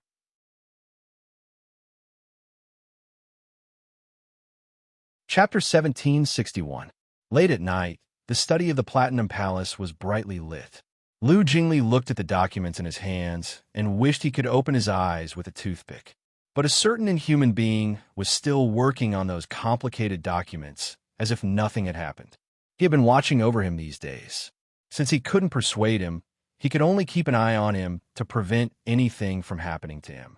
Brother, I know you want to wait for sister-in-law to wake up and give her peace and prosperity. Then you'll say, Look, this is the world I've conquered for you. The country is yours. That's so romantic. But you have to survive until the day sister-in-law wakes up, right? Lu Tingxiao looked up at Lu Jingli, who was lying on the sofa. Lu Jingli immediately, subconsciously covered the back of his neck. What? You want to hit me again? Okay. I know. I'll shut up. I have to keep my life to keep an eye on you, for Cici. Just then, Lu Tingxiao's phone rang. The man picked up the phone, as usual. President Lu, the media and fans have been stable recently, but a few days ago, Ning Shi's cousin called. I don't know why she was looking for Ning Shi. Today, Ning Yaohua and Ning Shi's aunt, Ning Qiutong, also called. It seems that Ning Shi's uncle has returned to the country and is having a family dinner. I've tried to cancel it, and they didn't suspect anything.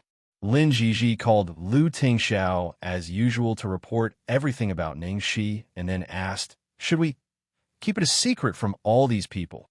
Lu Tingxiao said, The fewer people who know, the better. Lin Jiji nodded.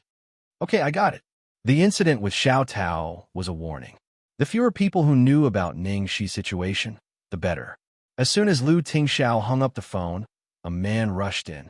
Tang Lang panted and bent over. Fuck. Xiao, he was taken away. Damn it. He's already been sent to prison. And he was taken out. Is that guy even a human? What?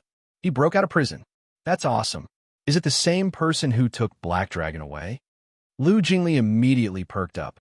Tang Lang let out a sigh of relief. I feel that it should be the same person's modus operandi. Xiao Yi's people seem to think that we were the ones who released the Black Dragon. In fact, we were the ones who kidnapped it. Now, This fellow has actually appeared again. Lu Jingli was puzzled. Where did that person come from? Did Xiao, Yi, and the others not know? From the looks of it, aren't they in cahoots? Tang Lang scratched his head in annoyance. Actually, I'm not too sure about this. But I've been in the organization for so many years, and I've never heard of such a person. If there is, even if I don't know about it, how could that battle maniac Tang Yi not know about it? Lu Jingli nodded repeatedly with an expression that said, "You're right. It's a pity that I didn't get to fight with that person twice. Otherwise, I would have been able to recognize him." After Tang Lang finished speaking, he looked at the man in front of the table with a cold expression. "Boss, what should we do now?" The man leaned against the wide chair, his dark eyes like a bottomless black hole. "Wait, huh? What do you mean?" Tang Lang looked confused. Lu Jingli giggled as he walked over and placed his hand on Tang Lang's shoulder. With a tone as if he was presenting a treasure, he lowered his voice and said, "My brother asked me to take advantage of the time when that guy was unconscious to put some little things in his body." Tang Lang raised his eyebrows in surprise. "You put a tracking device on Xiao Yi?"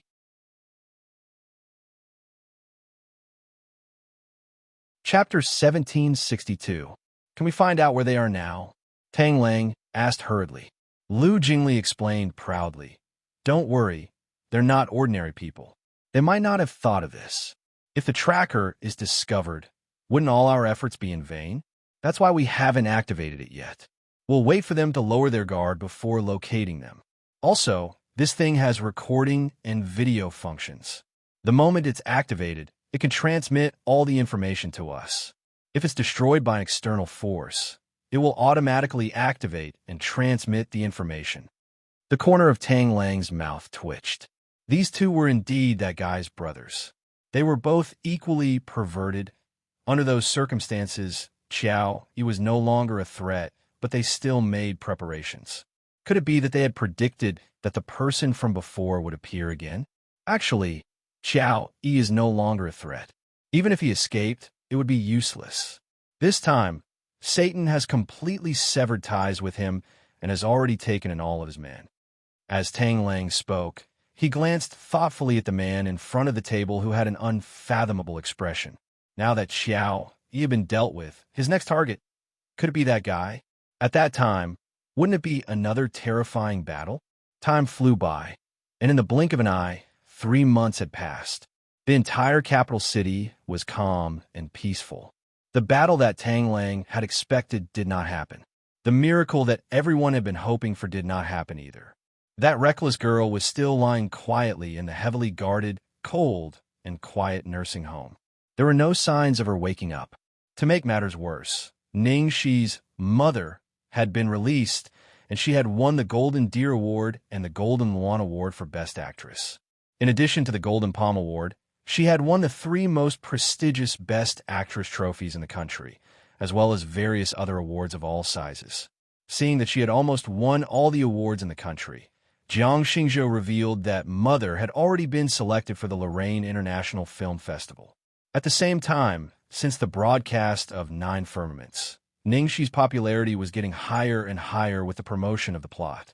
The absolute bed scene between Ningxi and Kun Mingyu set the ratings record of the capital satellite TV for the past 10 years in one fell swoop. The online broadcast record was also broken again and again. The online game of the same name and all kinds of derivative copyrights were everywhere. In the streets and alleys, the entire internet. In these 3 months, everyone, regardless of gender or age, was talking about this drama. Both the main and supporting roles in this drama were extremely popular, and Ningxi's super popularity and acting skills completely crushed Best Actress Mengxi. She was nominated for Best Actress at this year's Golden Orchid Awards. There is no doubt that Ningxi's movies and TV shows were both successful this year.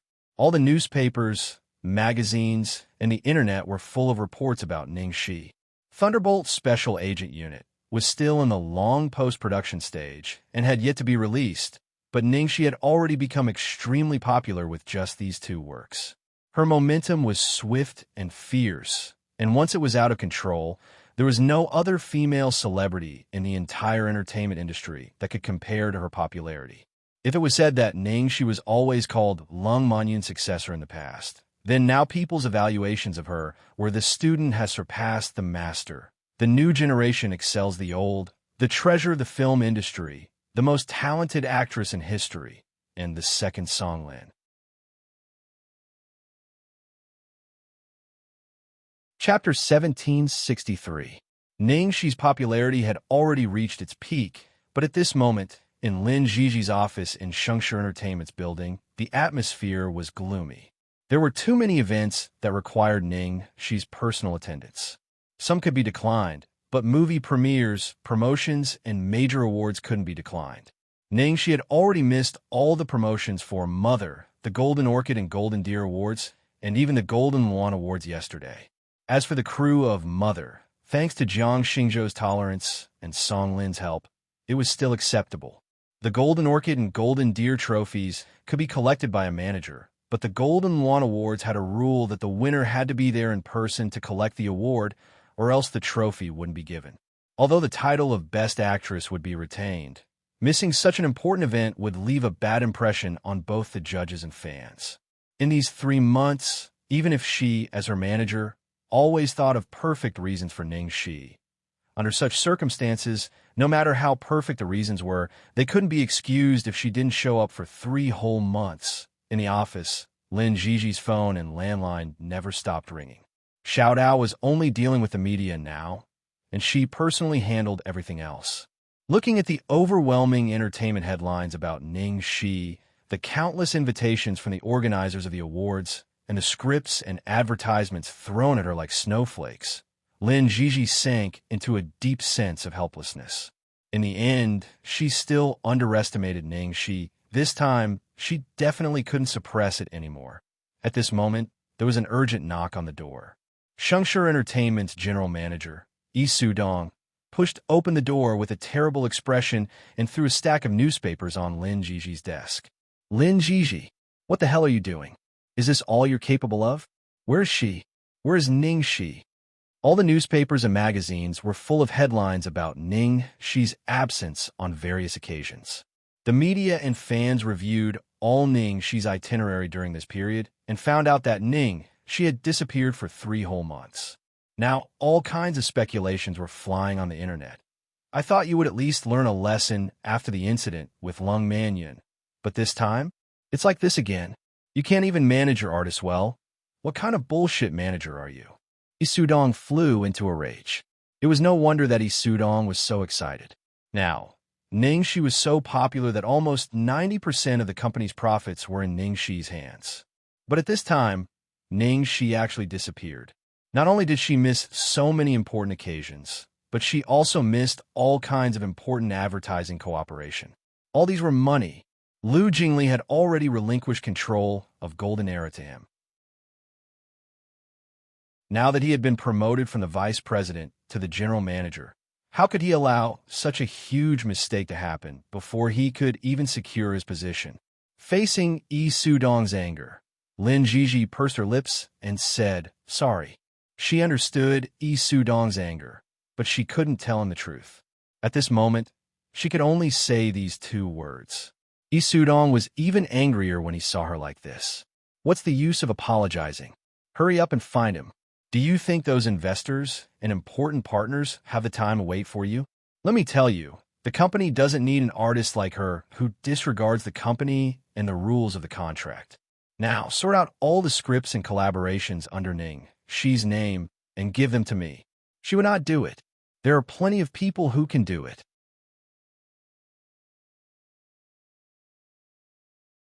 Chapter 1764. I see. Lin Ziji didn't say anything. Based on Xianxia's current situation, these contracts could only rot in her hands. Yi Sudong would definitely let other artists replace them in the principle of maximizing profits. Even if Lu Jingli came to say this in person, he would have no choice. If things went on like this, Yi Sudong might soon start to look for a new artist to replace Xianxia. Otherwise, all the resources in Xianxia's hands would be wasted. She could wait, but Yi Sudong couldn't. Lin Ziji, I don't care if you can contact her now. Let me tell you, 7 days. If she doesn't show up in 7 days, she doesn't have to come to the company anymore. Isu Dong threw a tantrum and left. It was late at night when Lin Jiji sorted out all the cooperation materials and scripts. When she passed by Isu Dong's office, she accidentally heard the ambiguous voices of a man and a woman. She frowned slightly. That woman's voice sounded like a newcomer who joined the company some time ago. It was probably because Ningxi style had become popular recently that the company had recruited a lot of newcomers. That newcomer had the best appearance and was chosen according to Ningxi style. However, because Ningxi was too dazzling, this batch of newcomers did not make much of a splash. Now, with such a great opportunity in front of them, no wonder they couldn't wait. This was the way of the entertainment circle. Competition and killing never stopped. Lin Jiji just paused for a moment and soon left as if nothing had happened. Early morning. It was quiet in the military sanatorium on the outskirts of the capital. Lu Tingxiao sat quietly in front of Ningxi's bed for a whole night. These 3 months were enough for him to do everything he could until he couldn't find anything else to numb himself. Time ticked by. Finally, it was 6 o'clock. It had been 3 months since Ningxi fell into a coma. In fact, Ningxi's previous situation couldn't be strictly defined as a vegetable. If she couldn't wake up within 3 months, these 3 months were the most likely time for a patient to wake up. After this time, it was almost impossible for her to wake up again. The girl lay quietly on the bed, seemingly asleep. Little Treasure lay obediently next to her, sleeping peacefully with her. It was as if everything was the same as before, as if they were at home, as if everything was fine in the outside world. However, the cruel reality was that the girl he loved the most might never speak again, never give him any response, and never wake up again. The man gently picked up the girl's hand, gently buried his head in the back of her hand, and murmured, "Xiaoxi, I'm sorry. I may not be as indestructible as you think. Only when you're not by my side do I realize that I'm nothing. Only then did I realize that all my weakness creak." The sound of the door being pushed open could be heard. Lu Jingli poked his head out from the doorway. "I knew you'd be here. Brother, you didn't sleep last night, did you? I bought breakfast. Come over and have some." Lu Tingxiao put down the girl's finger and stood up. However, the moment he stood up, he fell backwards without any warning. "Brother!" Lu Jingli was scared out of his wits and rushed in. Xiao Bao was also startled awake by the sound. He looked at the man lying on the ground with a face full of terror.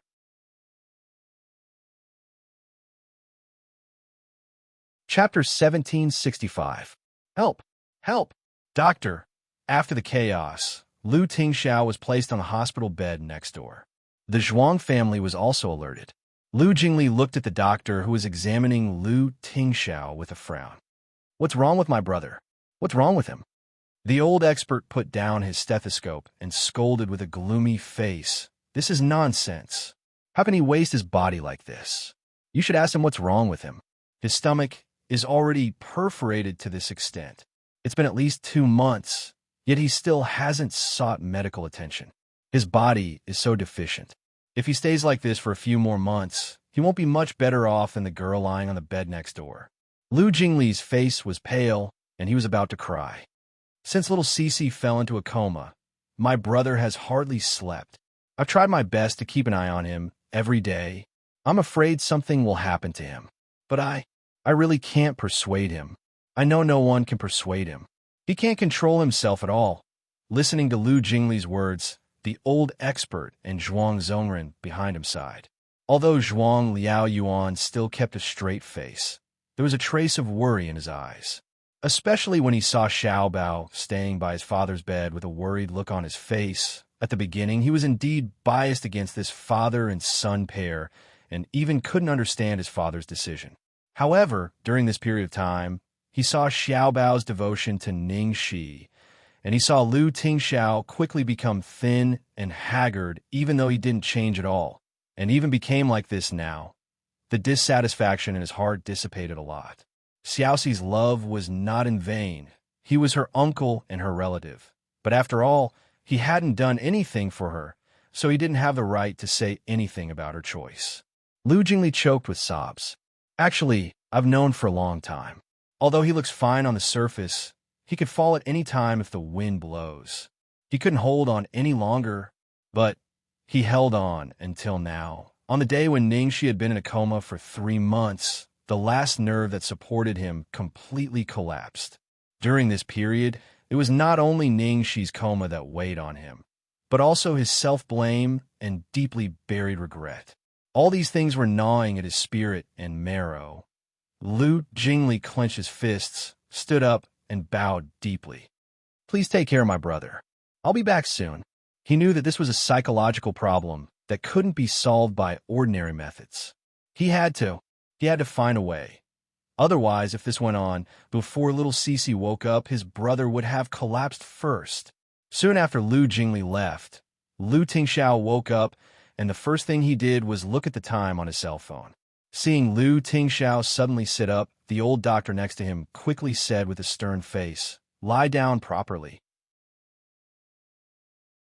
This old doctor was Dr. Zhao, who had helped him do the paternity test for Ningxi and Xiaobao. Lu Tingxiao frowned. Without even thinking about his physical condition or asking why he was lying here, he said, "I've made an appointment with an expert team to give Xiaoxi another comprehensive examination today." Dr. Zhao said unhappily, "Then you should lie down too. Do you think they won't do the examination without you?" "Sorry." Lu Tingxiao didn't argue. Instead, he stopped the drip and walked out of the room.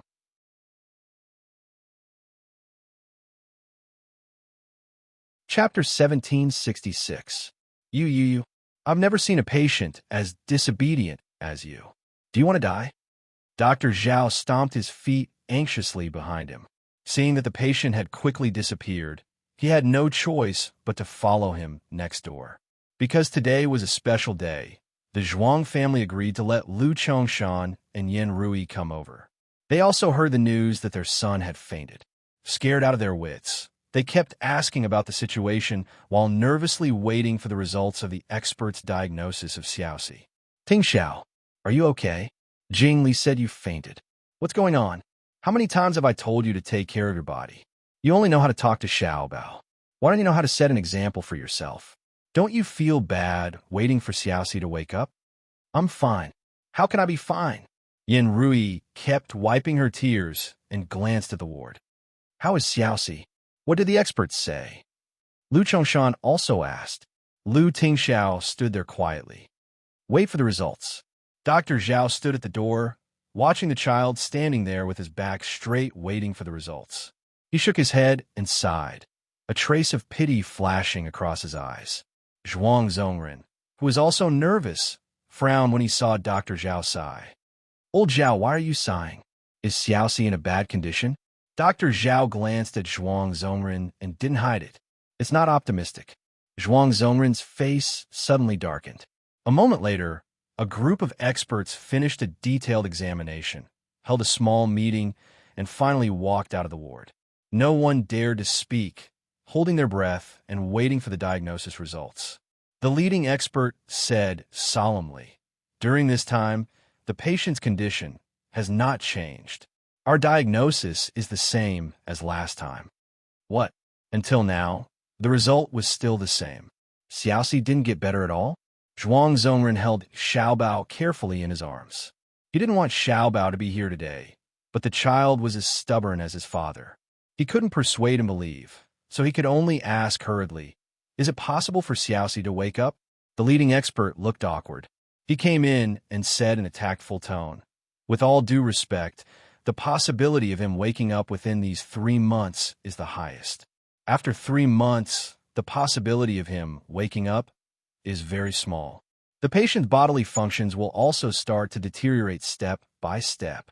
After listening to the results of the expert's consultation, there was a dead silence in the air. Everyone's heart felt like it had fallen into an ice cellar. The expectations that they had been looking forward to all this time fell from the sky and shattered. Lu Tingxiao stood there without saying a word. Facing this result, there was no expression on his face. During this period of time, he had flipped through many medical books and materials, and could almost be considered half an expert. The results of the experts were just as he had expected. He already knew that. It was just that he still had to come and hear in person. Not far away, Lu Jingli had just rushed back when he heard the words of the experts. Then, he saw his brother's empty, cold, and lifeless face. It was as if all the vitality would be sucked out in the next second, leaving only an empty shell. Lu Jingli's heart skipped a beat. His fingers clenched a cold object. He took a deep breath and quickly walked over. He pulled the man who was standing there in a daze all the way to a tree not far away from the courtyard and stuffed a recording pen into his hand. "Brother, listen to this. Now, right now, right now."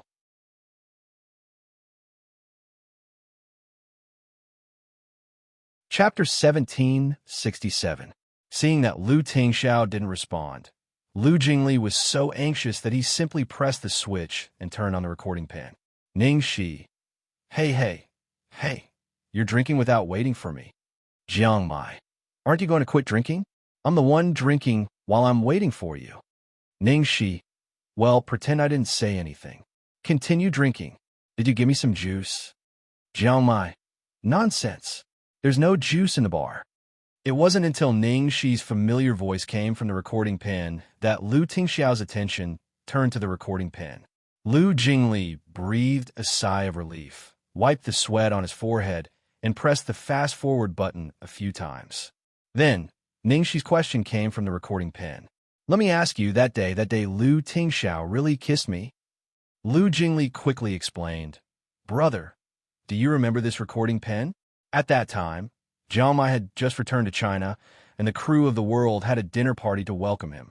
When the party was over, you went to pick up little Cici.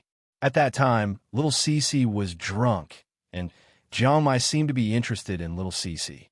He directly questioned you about your attitude towards little Cici, and then you kissed little Cici in front of him.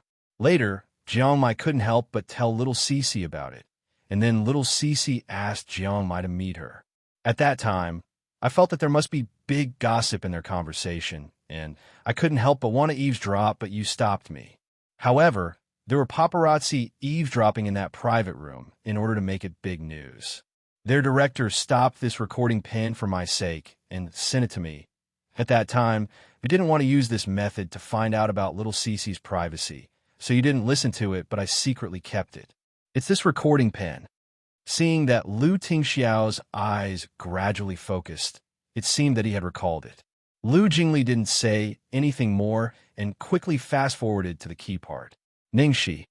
Okay, since you asked me, I'll ask you a question too. Ning Shi, let me ask you, if you walked into a room and saw the person you liked was drugged with aphrodisiac, wearing transparent pajamas, and lying on a kg-sized bed covered with red petals, what would you do?" Ning Shi. "Do you know what Lu Tingxiao would do in such a situation?" Ning Shi. "He didn't do anything. He comforted me not to be afraid and talked to me to distract me. From beginning to end, he did nothing to disturb me. He just quietly accompanied me through the most helpless and difficult night of my life." Ning Shi. "Which one do you think is Lu Tingxiao? Not a man? Or do you not like me?" Jiang Mai. "I'm sure he likes you." Ning Shi. "I wasn't sure before, and I didn't dare to be sure.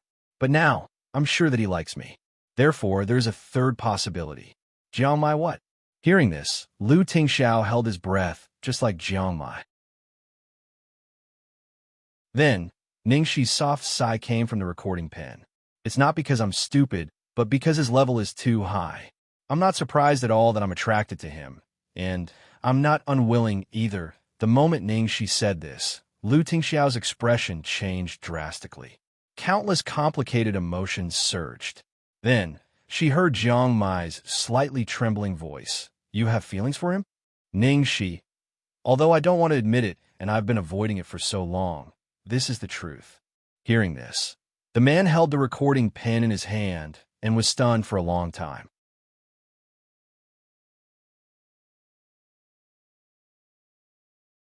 Chapter 1768. Then came Jiang Mai's extremely agitated question. "Ning Shi, how much do you know about him? How much do you know about him? You only see the side of him that he pretends to be in front of you. Do you really think that Lu Tingxiao is as gentle and gentlemanly as he appears to be? Do you know that Jia Qingqing died in the wilderness? Do you know what happened to that fat pig, Zhu Xianxia? Do you know that he sent a plane to induce rain just to ruin a kissing scene? Even the sudden accident in my family. It was all planned by him. Hearing Jiang Mai's question, Lu Tingxiao's face changed dramatically and suddenly became tense. But Jiang Mai, he has never done anything to hurt me. If I am afraid of him, stay away from him, and despise him because of that, it is not fair to him. You can say that I can't distinguish right from wrong, or that I don't know what's good for me. I only know that he is good to me, very good. No one has ever been so good to me like he does. Then, Lu Tingxiao heard the girl's answer, which instantly pulled him back from the edge of the cliff. She said that no one had ever been so good to her like he did.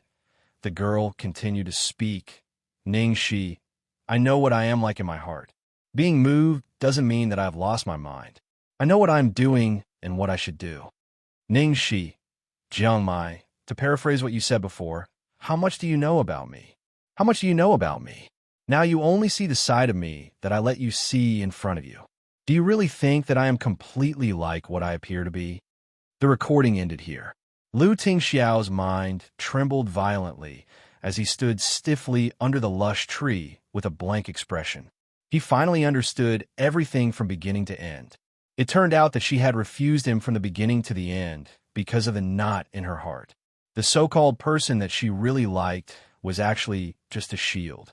Lu Jingli looked at the expression on his brother's face, and his eyes slightly teared up. Brother, did you hear that? There is no if. There is no one else. Little Cece liked you from the beginning, and only you. Lu Tingxiao closed his eyes and squeezed the recording pen hard. Countless memories came flooding in and crazily filled his mind. He recalled Ningxi's proud expression when she said, "The person I like?" He was mighty, domineering, talented, and well-versed in both the pen and the sword, gentle, romantic, resourceful, brave, mature, and steady, with a spirit that could swallow mountains and rivers, unprecedented and unparalleled, as powerful as a thunderbolt, rarely seen in 1,000 years, masterful, capable of overshadowing the moon and putting flowers to shame, captivating fishes and alighting geese, capable of causing the downfall of nations and cities, shocking as a celestial being, treading on 7-colored auspicious clouds. If you knew who he was, you wouldn't think that I was exaggerating. He remembered that she had once said firmly, Lu Tingxiao, actually, I told you from the beginning that I already have someone I like very much. I like it very much. Although I can't be with him due to certain reasons, he will always be in my heart for the rest of my life. No one can replace him. There is no extra space. No matter how good that person is, no matter how perfect he is, he can't. Do you understand? He remembered that one night, not long after she rejected him, he was at the door of the private room and heard her singing inside. I miss you so much. I miss you so much, but I lie to myself. I miss you so much, so I keep a secret. I miss you so much, so I hide it deep in my heart. He also remembered that she had once posted such a post on her WeChat moments. I could have tolerated the darkness if I had never seen the sun, but now the sun has made my loneliness even more desolate. He remembered that she had once said that he was her sunshine.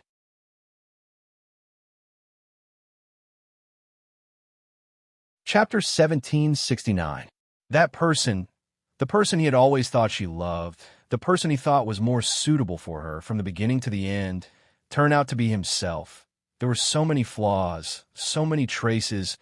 Why didn't he find out until now? The man sat on a wooden chair, deeply buried his head and motionless. Lu Jingli didn't disturb him, but walked away and left him alone for a while. After a long time, the man stared blankly at the recording pen, then took out his cell phone and made a call in a hoarse voice. Hello, Miss Lin. Please prepare a copy of Ningxi's autograph for me. I'll ask my assistant to pick it up later. Then he immediately made a second call. Go to my office now and get something for me. In the last drawer of my desk, there's... Lu Jingli saw the man under the tree make the call for a long time and then continue to sit there quietly. in Ningxi's ward. The atmosphere was unprecedentedly solemn. At this time, Zhuang Ku and Zhuang Rongwang also arrived. Zhuang Ku was crying in front of Ningxi's bed, and Zhuang Rongwang's face was also full of grief. Yin Rui couldn't bear to look at the girl in the hospital bed. It's all our Lu family's fault, but this child has been implicated. Master Xianxia said she had unparalleled luck. She used up all her luck in exchange for Xiaobao's life. Lu Chongsha knew it was useless to say anything, so he could only stand there in silence and face it.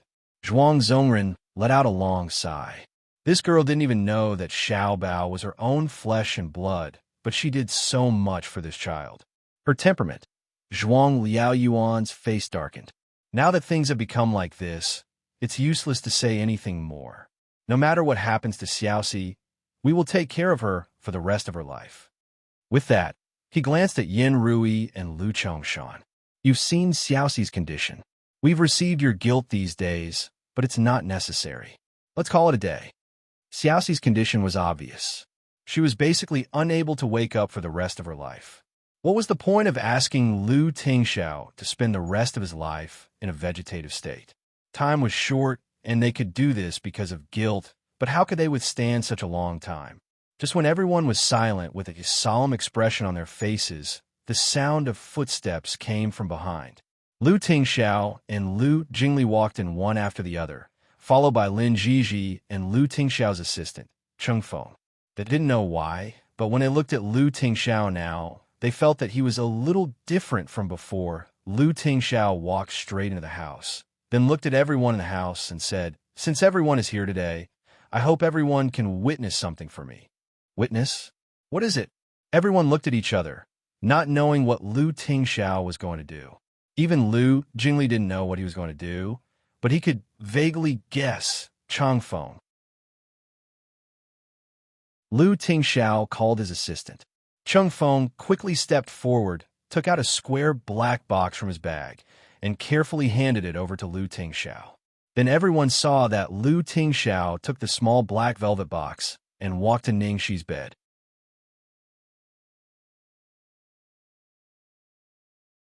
Chapter 1770. The man's slender fingers opened the box. Inside was a pair of male and female rings. It was a very simple style, and the letters XX could be vaguely seen engraved on the inner layer of the ring. In the next second, under everyone's shocked gazes, Lu Tingxiao knelt down on one knee and put the male ring on his left ring finger. Then, he gently put the other ring on Ningxi's ring finger. This is... Zhuang Liaoyuan and Zhuang Zongren were both shocked. Zhuang Ku and Zhuang Rongwang stood there in a daze. Yin Rui and Lu Chongshan were also stunned speechless.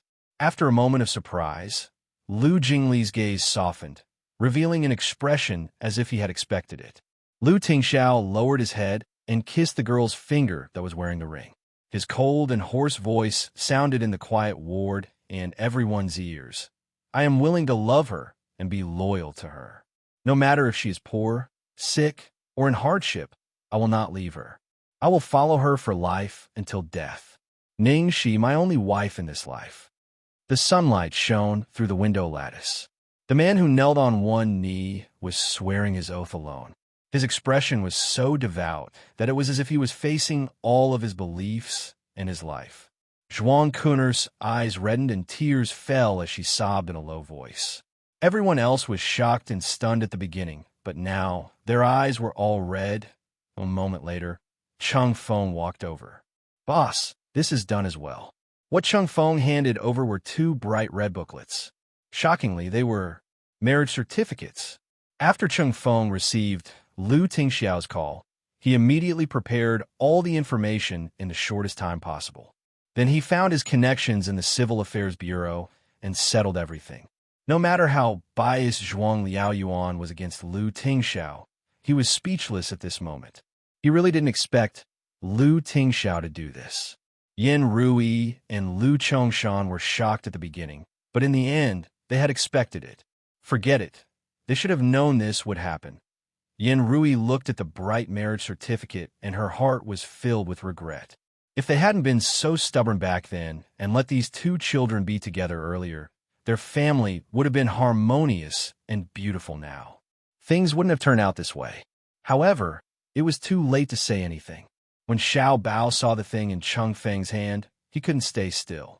He immediately broke free from Zhuang Zhongren's embrace and quickly ran in front of Cheng Feng. He raised his small head and eagerly stared at him. Cheng Feng hurriedly squatted down and handed the two certificates to him. The little guy held it carefully in his hands and looked at it over and over again like it was a treasure. Lu Jingli chuckled as he walked over and held the little fellow in his arms. He glanced at Zhuang Rongguang on purpose and said, "Xiao Bao, are you happy? In the future, if anyone says that little Cici is not your mother, you will hang this thing around your neck every day. One in front and one in front. Let them have a good look." Little Bao nodded forcefully when he heard this, and then he held the two certificates tightly in his arms. Outside the house, Lin Zhizhi, Lu Jingli, and Lu Tingxiao were chatting under a pergola not far away. Lin Zhizhi subconsciously glanced at the wedding ring on Lu Tingxiao's finger. She was in a daze, and her heart was filled with emotions. He didn't expect to witness such a scene with his own eyes today. He didn't expect that the two of them would actually get married under such circumstances. "Agent Lin, it's been hard on you. I'm afraid the sky is about to be turned upside down on your side, right? Little Cici is really amazing." Lu Jingli smiled bitterly.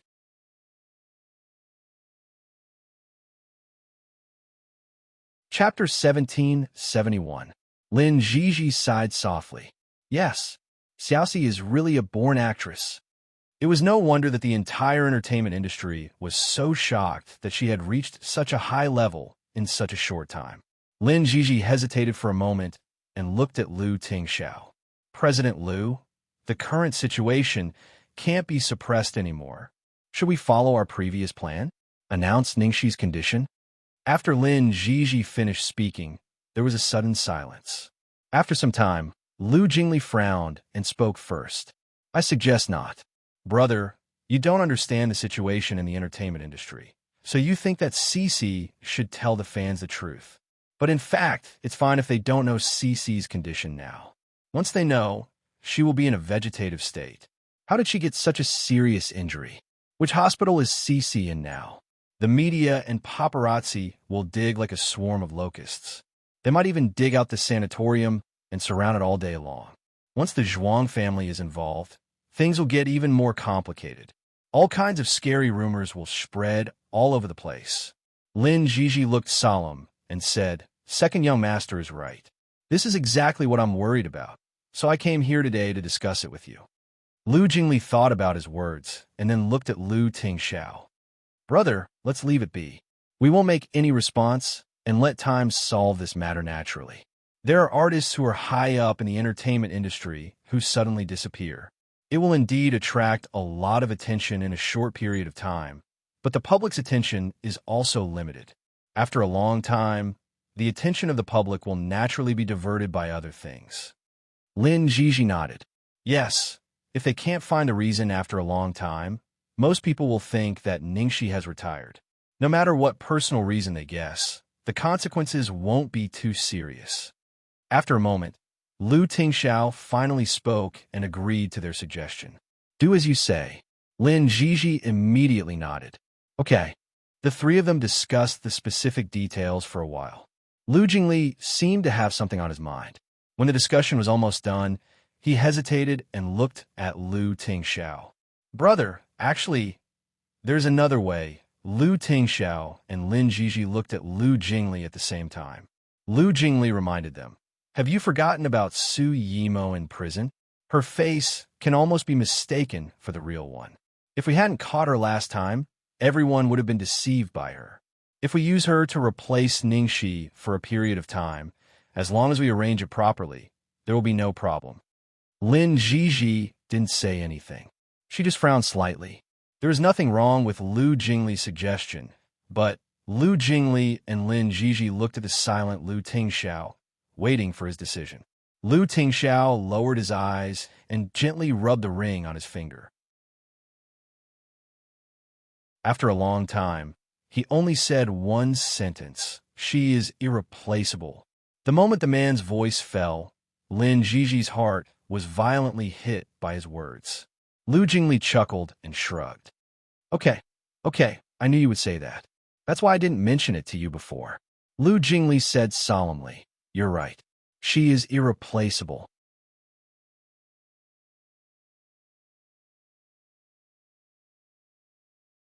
Chapter 1772. Winter passed, and spring came. Time flew. In the blink of an eye, a year had passed. Early in the morning, the heavily guarded sanatorium in the suburbs of the capital was as cold and quiet as ever. Under an old sycamore tree, a chessboard was placed on a stone table, and two people were sitting at the table. The man opposite Zhuang Zongren held a black chess piece in his hand, and the ring on his ring finger was faintly glowing. The man was dressed in a black suit that never changed throughout the year. The buttons on his shirt were meticulously buttoned up to his collar. The cold aura that used to surround him seemed to have transformed into a longer, thicker, and more reserved aura after a long period of waiting. So fast, it's been a year. Zhuang Zongren looked at the clouds in the sky and sighed deeply. The man didn't speak, but his fingers holding the chess piece paused for a moment. After a long time, Zhuang Zongren put down the chess piece in his hand and looked at the man opposite him and asked, "Tell me, what do you want this time?" The man put down the chess piece and said, "I want to take Xianxia away." Zhuang Zongren frowned when he heard this. After a long silence, he finally said, "Forget it, let's go. I'm afraid Xianxia is bored staying in this cold and quiet place." A year was enough for everything to settle down. The media and the public were shocked and crazy at the beginning, but now, no one paid attention to her, and even her name was not mentioned anymore. Because she was forgotten, she would no longer be disturbed by the world. Zhuang Zongren looked at the junior opposite him for a long time. During this year, this child did not stop accompanying Xiaoxi, did not stop thinking of ways to wake her up, and did not give up waiting for a day. Even if it was just a hopeless thought, it was just a hopeless thought. Zhuang Zongren opened his mouth and seemed to want to say something, but in the end, he only sighed. On the border of the capital, a small, untouched town. An exquisite garden building was located in the eastern corner of the town. The small garden was backed by mountains, and next to it was a beautiful lake, which looked like a gem in the sun. From time to time, deer and hares jumped out of the forest and walked and drank nearby. Because there were so many deer in the town, it was called Deer Town. It was as beautiful as a fairy tale world. Lu Jingli led Lu Tingxiao to look around. "Brother, you have a good memory. You still remember I have a house here. I almost forgot it if you didn't remind me." However, the people in this small town were quite simple, and there were no tourists. It was quiet in the midst of noise. It's just an hour's drive from the city. You can't find another place like this in the whole capital. It's really suitable for recuperation. Fortunately, the house has always been maintained and cleaned by servants, and the place is big enough to accommodate the medical team and nurses. If there is no problem, you can bring sister-in-law here. Lu Jingli loved to play. Back then, he wandered around and collected quite a number of properties. After looking around, Lu Tingxiao nodded. "Sure. All right, here are the keys for you." Lu Jingli threw a bunch of keys at him. Of Xiaoxi, of Zayaf Lu of Xiaoxi, and he of Lu Jingli wanted to comfort her, but he didn't know what to say. He had already heard too many comforting words.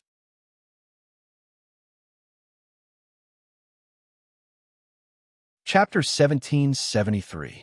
After that, Lu Tingxiao brought Ning Shi to Deer Town from the nursing home. Every inch of land in the imperial capital was worth its weight in gold. This small town was supposed to be rebuilt like other places, but the residents of the small town gathered together to protest. In addition, there was an internationally renowned geologist among the residents. After much effort, the small town was preserved as a cultural heritage and was not open to the public to protect its geology. In the evening, the afterglow of the setting sun illuminated the entire garden. The melodious chirping of birds could be heard, and the dew on the rose petals reflected a rainbow of colors. "Mr. Liu, why are you so early today?" The caregiver saw him from afar and quickly came out of the house to welcome him. She took the coat from the man's hands. "How is Madam today?" The man asked as usual. "Madam is fine today," the caregiver answered quickly. The man nodded and then walked upstairs.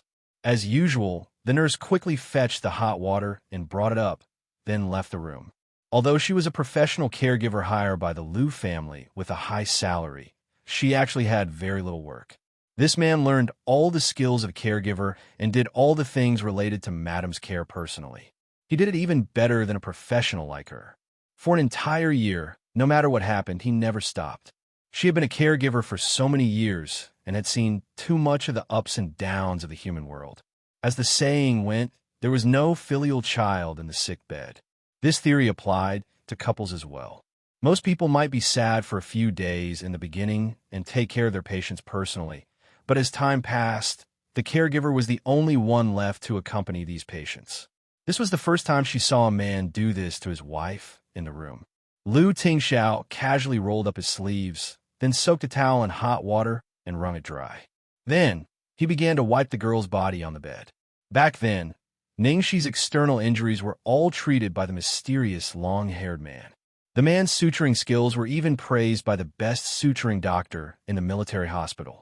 After a year of recovery and supplemented with scar removal medication, Ningxi's body had almost no signs of injury. On the contrary, because of staying indoors for a long time and the meticulous care, the girl's skin was even fairer and more tender. She lay quietly on the bed as though she would wake up in the next second. Liu Tingxiao wiped down the girl's body and applied all kinds of skincare products. Then, he carefully combed her jet black long hair and skillfully massaged her body. After everything was done, the man sat on the edge of the bed and gently planted a kiss on the girl's forehead. Every day, he repeated the same process and the same actions.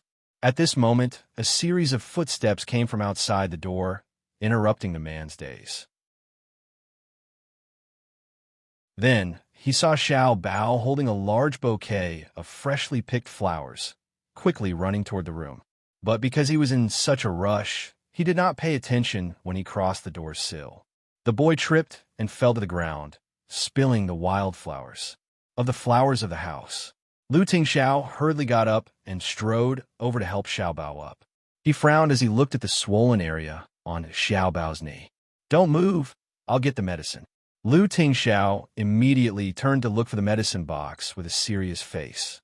Xiao was Xiao who, behind of Liu of Xiao who was sitting on the ground was Liu Tingxiao was wiping the medicine for him. The little boy just stared at his knee in a daze. He did not say a word and did not move his eyes from beginning to end. "What's the matter?" Liu Tingxiao asked with a frown. The little boy touched his knees and raised his head. He looked at the man with his pitch-black eyes and answered, "Mommy. Mommy will blow on Xiao Bao." Liu Tingxiao's face stiffened. The fragile shell around his body seemed to have been hit hard and was full of cracks.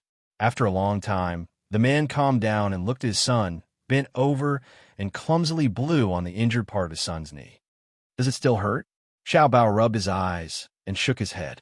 "I'm not a 5-year-old child anymore. Mom, Xiao Bao is already 6 years old, and in a few months, Xiao Bao will be 7 years old.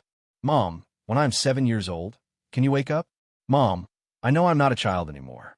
But Mom, I miss you so much."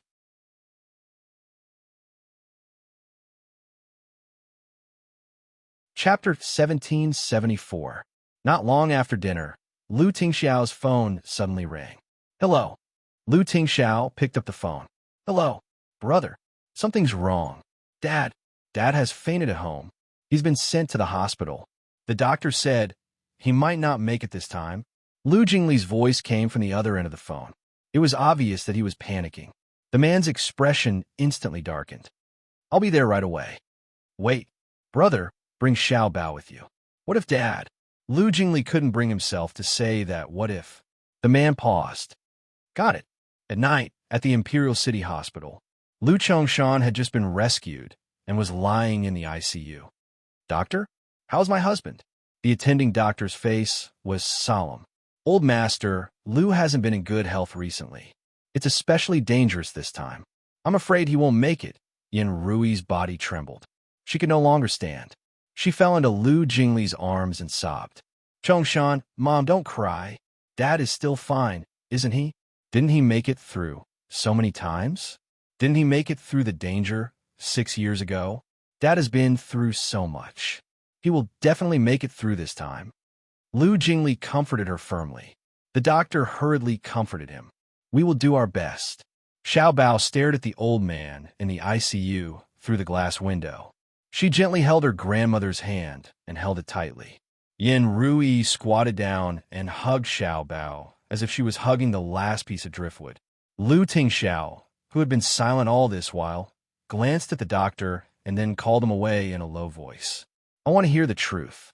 Lu Tingxiao went straight to the point. The doctor replied with a bitter smile. Actually, the most important thing is the patient's will to live. You've seen old master's condition for the past year. He has a knot in his heart, and if he doesn't get rid of it, it's only a matter of time before he ends up like this. His illness is greatly affected by his mood. Actually, they had already expected this. Ever since the clan banquet, Lu Chongshan had suffered a series of setbacks.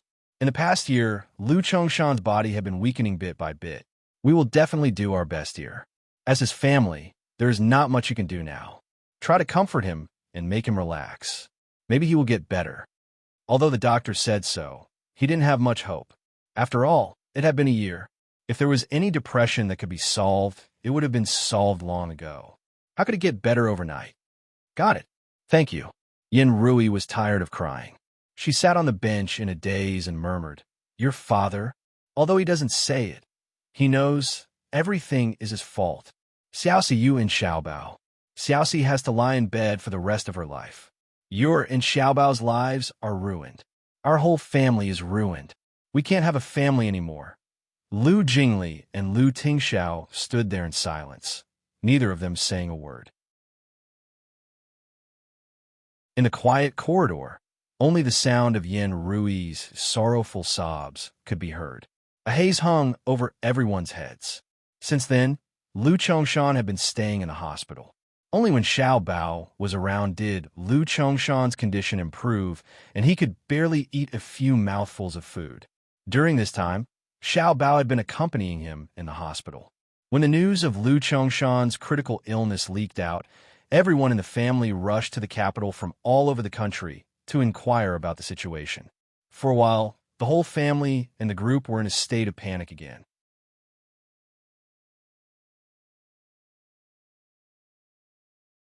Chapter 1775. Darkness, Boundless. It was as if there was no end to the darkness. She did not know how long she had walked, nor did she know how far she had walked. She only knew that there seemed to be no end to this road. So tired, so tired. Just like this, just lie down here like this. Her consciousness was gradually stripped away and swallowed by the darkness. However, every time she was about to be swallowed by the swamp-like darkness, there was always a faint light in front of her. It was weak but persistent, and there seemed to be a gentle and beautiful voice in her ears. It never stopped and kept injecting energy into her body. She got up again and continued to walk and walk. She was too tired. She did not know anything and could not think about anything. But she always remembered one thing. On the other side of the faint light, there was something very important, waiting for her. She did not know how long and how many times she repeated this. Finally, the light became brighter and brighter, as if it was getting closer and closer to her. She used the last of her strength and slammed into the direction of the light. Boom! A blinding white light engulfed her, and the whole world turned from extreme darkness to extreme whiteness. In the room filled with the fragrance of flowers, on the ancient and exquisite carved wooden bed, a girl in a white nightdress, her eyes, which had not reacted for a long time, kept trembling under her eyelids. After a long time, that pair of eyes finally opened bit by bit, and her eyelashes stretched out like butterfly wings. The first ray of morning sun fell into that pair of clear eyes, and it was unbelievably beautiful. Her eyes were filled with the dazzling white light. After a long time, her vision finally recovered, and she could see everything in front of her clearly. Above her head was a lace curtain and a retro-patterned ceiling. It was a fresh and elegant room, and there was a bunch of beautiful wildflowers in an enamel vase on the table. The wind chime at the door made a tinkling sound with the breeze. Outside the window, the gemstone-like lake reflected the sky and the morning sun. It was a fairy tale-like place. Did she go from a nightmare to a beautiful dream? Ningxi's gaze turned, and she looked around. Then, she used her arm to support her body and slowly sat up. Her originally agile body had become extremely stiff for some reason. Even a movement of getting up was extremely difficult for her. The breathing mask on his face and the wiring of the various instruments on his body made her unhappy.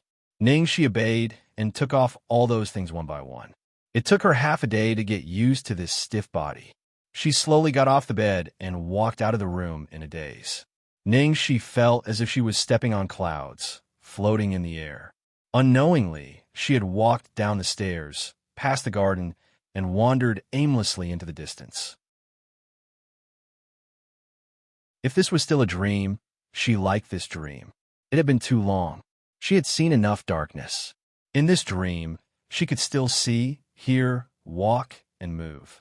It was a good dream. She kept walking until she walked to a small shop full of books, magazines, and newspapers. In the shop, an uncle was sitting inside watching TV. The TV seemed to be broadcasting entertainment news, and the female host's regretful voice could be heard. Sigh. The newcomers are not as good as the previous one. It seems that Han Zixuan's departure has dealt a heavy blow to Xianxia Entertainment. The former leader of the entertainment industry is rapidly declining, and I'm afraid that it will soon disappear from the stage of history.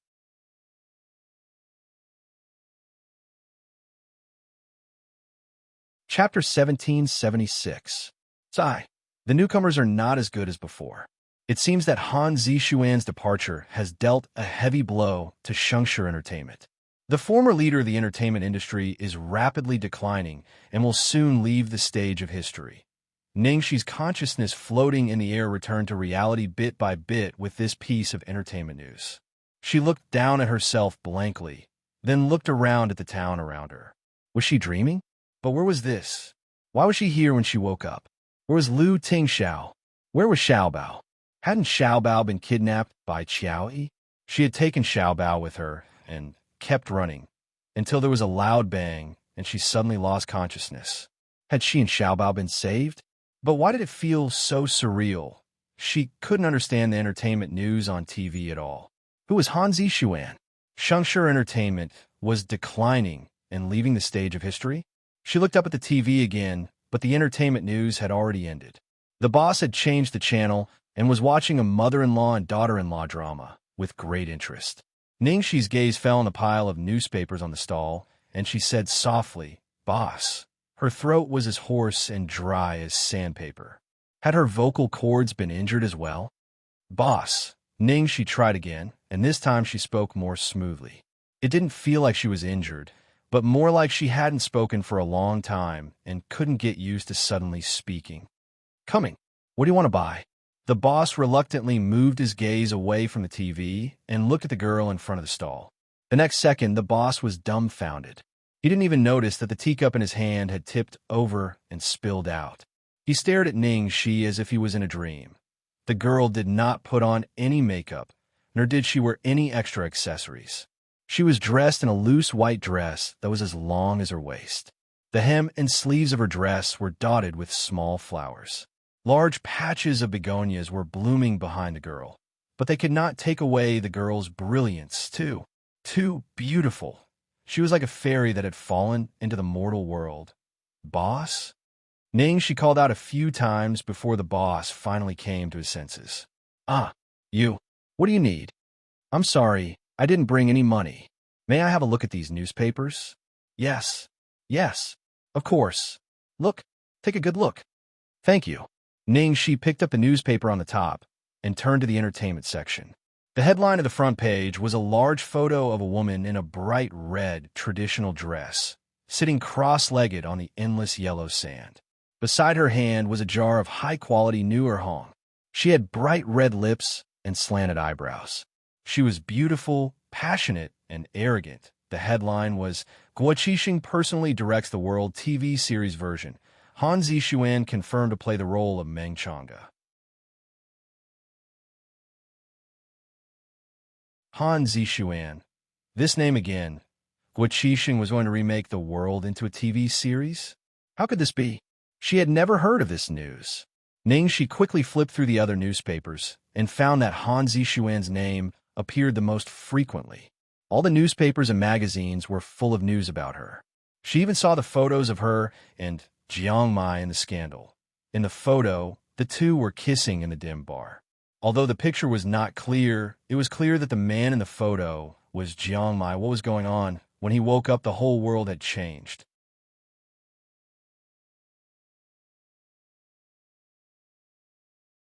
Chapter 1777. From newspapers and magazines, countless pieces of information poured into her mind. She felt her brain was in a mess. Until she inadvertently saw a headline. It was still news about Guo Qixing's remake of The World, but this time the headline was, After nearly 2 years, Guo Qixing is about to remake the TV version of The World. Ningxi's eyes fell on the words, After nearly 2 years. It's been almost 2 years? How could it be? It had been less than a year since she finished filming The World. Was it a mistake by the editor?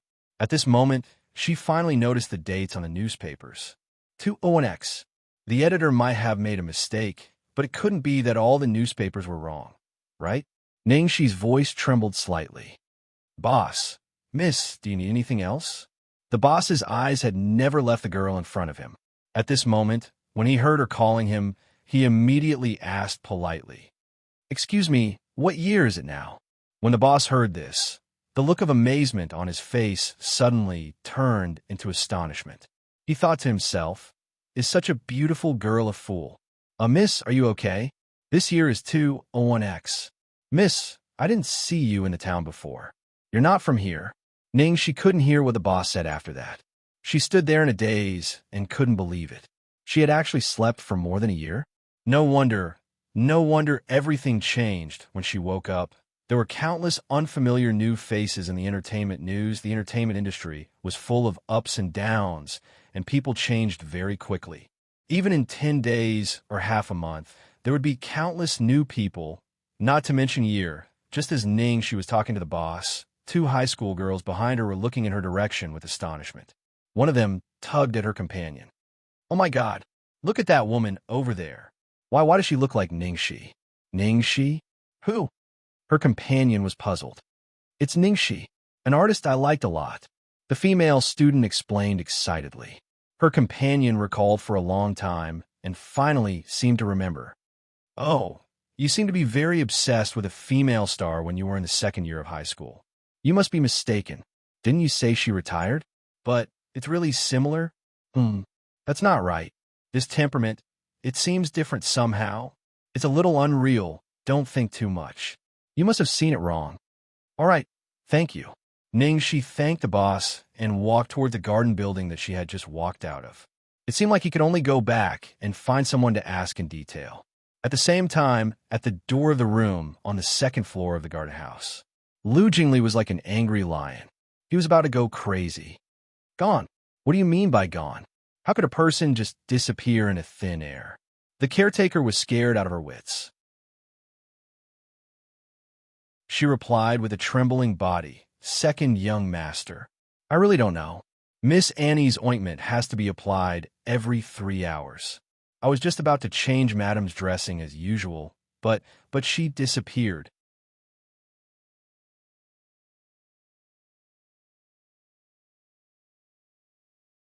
Chapter 1778. The person lying on the bed was in a vegetative state and could not walk or jump. How could this person disappear into thin air? She really did not understand the situation at all. A man in black rushed over after hearing the news and said, Second young master, I've contacted everyone just now. There is nothing unusual on our side, and I have checked and there is no trace of anyone else here. Lu Jingli looked at the empty bed and the equipment that had obviously been pulled off and turned off. He no longer wanted to listen to what they had to say. He held his head in despair and kept repeating, "It's over, it's over." Little Cece was his brother's life now. If anything went wrong, his brother, Xiao Bao, and even the entire Lu family would definitely not be able to withstand such a blow. The previous sanatorium in the capital military region was heavily guarded, but it was precisely because it was too heavily guarded that there was not a trace of human activity. Therefore, they considered changing little Cece's environment to a more intimate one. There were not as many complicated guards in the house as there used to be. However, more than a year had passed, and Ningxi's name had almost disappeared from the entire entertainment industry. It was impossible for anyone to track her. As for other possibilities, the people in this small town were very simple. In addition, they had secretly set up people to keep an eye on the entire town. If there were any abnormal or suspicious people entering or leaving, there would definitely be a response. So, who on earth would take little Cece away? What kind of person could take a living person away without anyone noticing? Could it be the mysterious man from last time? Countless possibilities were densely entangled in his mind. Lu Jingli rubbed his hair into a ball. Gone. Gone. Gone. How could it be gone? How could there be no trace at all? She couldn't possibly get out of bed and run out on her own, could she? If she was taken away, she must still be in this small town now. Find her. Hurry up and find her. Ask everyone to go out and look for her, no matter what method you use. You must find her and bring her back before my brother knows the news. Hurry up. Lu Jingli roared hysterically. His voice echoed over the small building. Not far away, a flock of birds flew out of the forest in shock. At this moment, a lazy, hoarse voice came from behind him. Look for what? Me? In an instant, the air froze in silence. Lu Jingli's back seemed to have been petrified. His entire body had turned into a rock. After an unknown amount of time, he slowly turned around with creaking sounds.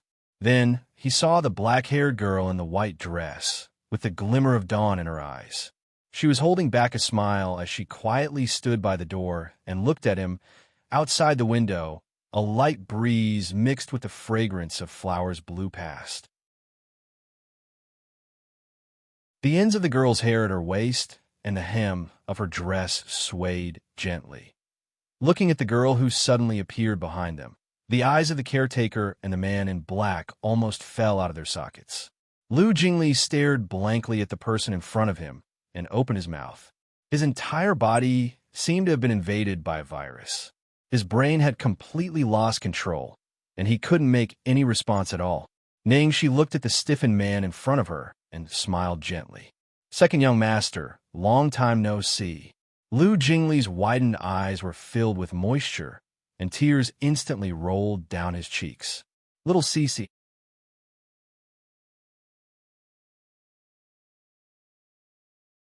Chapter 1779. Lu Jingli's brain was about to explode. He didn't know whether to laugh or cry. This is not real. I'm dreaming. I must be dreaming, Lu Jingli said as he reached out to Ningxi with a trembling hand. But he quickly took it back. No, my brother will beat me. I'd better pinch myself. After saying that, he pinched his thigh as hard as he could. Ouch! With a cry of pain, Lu Jingli burst into tears. He cried like an idiot. Sister-in-law, you're awake. You're awake. You're awake. I'm not dreaming. Oh my God, I'm going crazy.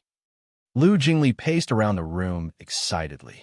After turning around, he suddenly braked and rushed to Ningxi. He carefully poked her body with his finger.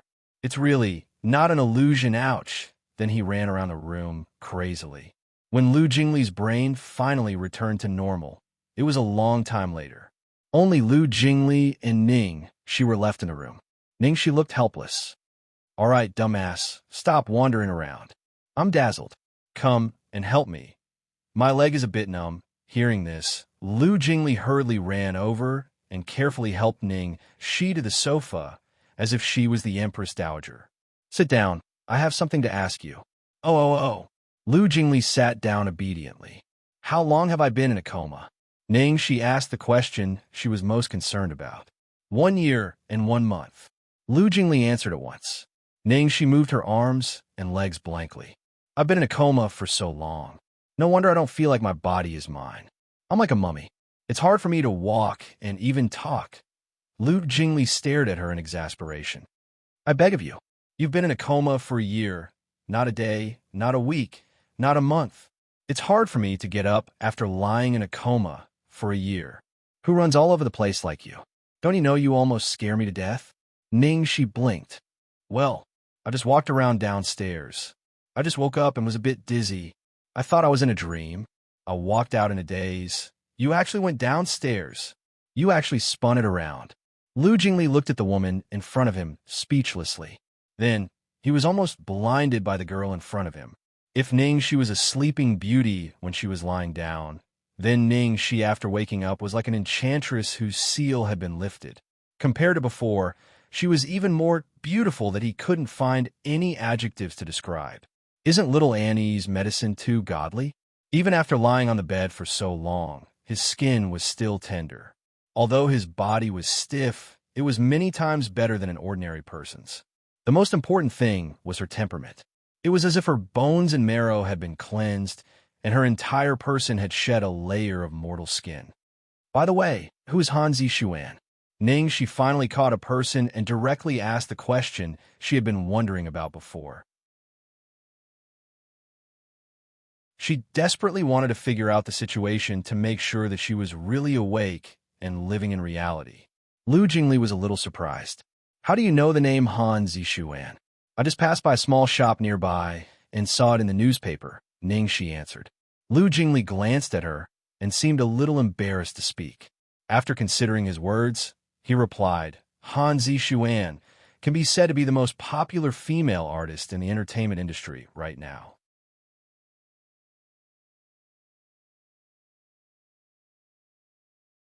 Chapter 1780. A year ago, when you were in a coma, Lin Jiji kept it a secret for you for the first 3 months, hoping that she could keep it a secret until the day you woke up. But she failed in the end.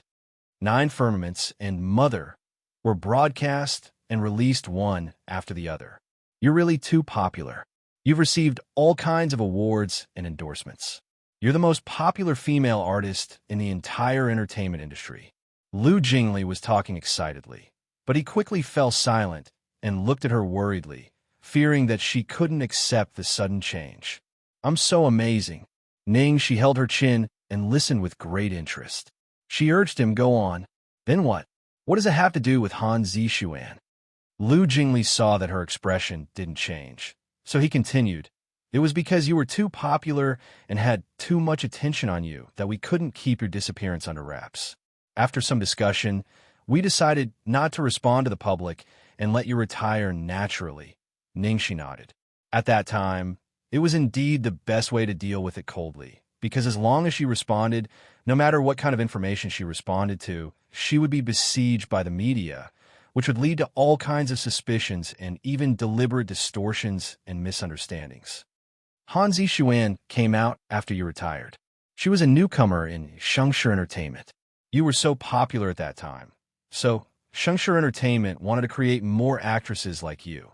So they recruited many good-looking newcomers. But because of you, none of them stood out. When you suddenly disappeared, all the resources and collaborations with you were put on hold. Xianxia Entertainment couldn't sit still and look for other actresses to take over those resources. I had returned to the company to help my brother, and Yi Sudong was in charge of Xianxia Entertainment. The newcomer that Yi Sudong promoted to replace you was Han Zixuan. Almost all your resources were taken over by her. Under such circumstances, even a blockhead can become famous. No wonder. Then why did she jump ship? Yi Sudong was so supportive of her. Why did she jump ship? Ningxi was puzzled. Lu Jingli sneered and replied, sister-in-law, not everyone is like you, willing to go through fire and water to repay a debt of gratitude. There are many ungrateful people in the entertainment industry, not to mention that Yi Sudong and Han Zixuan only had unspoken rules and a money deal. Because Han Zixuan has all the resources that originally belonged to you, and she's following your path. As long as she stays in Xianxia Entertainment, she has to live under your halo. Naturally, She can't wait to leave. Not only did she leave on her own, she even poached a large number of Golden Era's artists with her manager. All of them were transferred to Starlight, Golden Era's archenemy. All of the resources Yi Sudong invested in her were taken away as well. Lu Jingli paused, then spread out his hands and continued. In short, Xianxia Entertainment is no longer what it used to be. It is completely suppressed by Starlight. After the incident, I talked to Yi Sudong once and asked him to distribute the more urgent resources evenly according to the performance of the artists in the company and to delay as much as possible, especially the good scripts. But he promised me, and then he threw all the resources to that woman. When I asked him about it, he even said that she was appointed by the investor. Do you think I don't know what he's doing behind my back? Now that things have come to this, that guy still has the cheek to come to the company for help. How the fuck am I supposed to save him?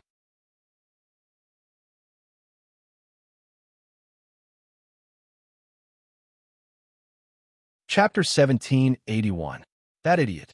He spent so much effort to make a fake, but the whole company was ruined. The more Lu Jingli spoke, the angrier he became. Ningxi was quite calm. She didn't look surprised as she said, "It's the law of the jungle. Profit comes first. That's how the entertainment industry works. Even if 90% of the artists in the company work together, they wouldn't be able to make as much profit as a superstar. No wonder Yi Sudong want to copy her." Hearing this, Ningxi's heart, which was hanging in the air, finally calmed down. The long darkness finally ended. She finally woke up. "Where's your brother? And Xiaobao? How are they?" Ningxi's voice trembled as she asked. Lu Jingli didn't want her to worry, so he gave a brief account of what had happened. Xiaobao was frightened when she first woke up, but she recovered later. She knew you needed her, so she stayed by your side to take care of you. She read to you and sang to you every day. She drew a portrait of you every day, even though you look the same every day. My dad has been sick these days, so he's been coming a little less. As for my brother, what else can he do when you look like this? His spirit has collapsed, and he's waiting for you to wake up. At this point, Lu Jingli suddenly shouted, "Oh yes, I'll tell my brother you've woken up. My brother will be so happy." Lu Jingli was about to make a call. Ning, she held his hand. "Wait, what's wrong? Where are your brother and Xiaobao now?" Ning, she asked. Lu Jingli looked at the clock on the wall and answered, "Xiaobao must be in school at this time. As for my brother, he's in a bar." Ning, she was startled. She thought she had heard wrong. Bar? At this time? And Lu Tingxiao didn't drink. Lu Jingli nodded and smiled bitterly. "You don't know. Ever since you fell into a coma, my brother's insomnia got worse and worse. Later, he could only get drunk in a noisy bar every night. I know he won't be able to take it if he continues like this, but if he doesn't vent and numb himself from the pain, he won't be able to take it anymore. Fortunately, sister-in-law, you're finally awake." Second young master.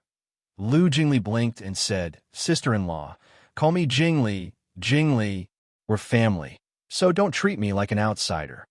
Ning, she didn't notice anything wrong with Lu Jingli's words. After all, he often called her sister-in-law, so she corrected herself and said, "Well, Jingli, Xiaobao is in school. Let's not disturb him. Take me to your brother first." Lu Jingli was a little surprised. "Huh? Are you going to find my brother directly? You mean?"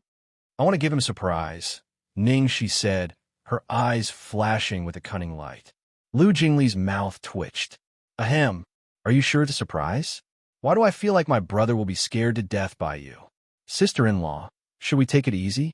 You've just woken up, and you're already playing with such a big game? That's not very good, is it?" Ning, she narrowed her eyes. "I've been lying in bed for a year. I finally woke up. Can't I play for a while?"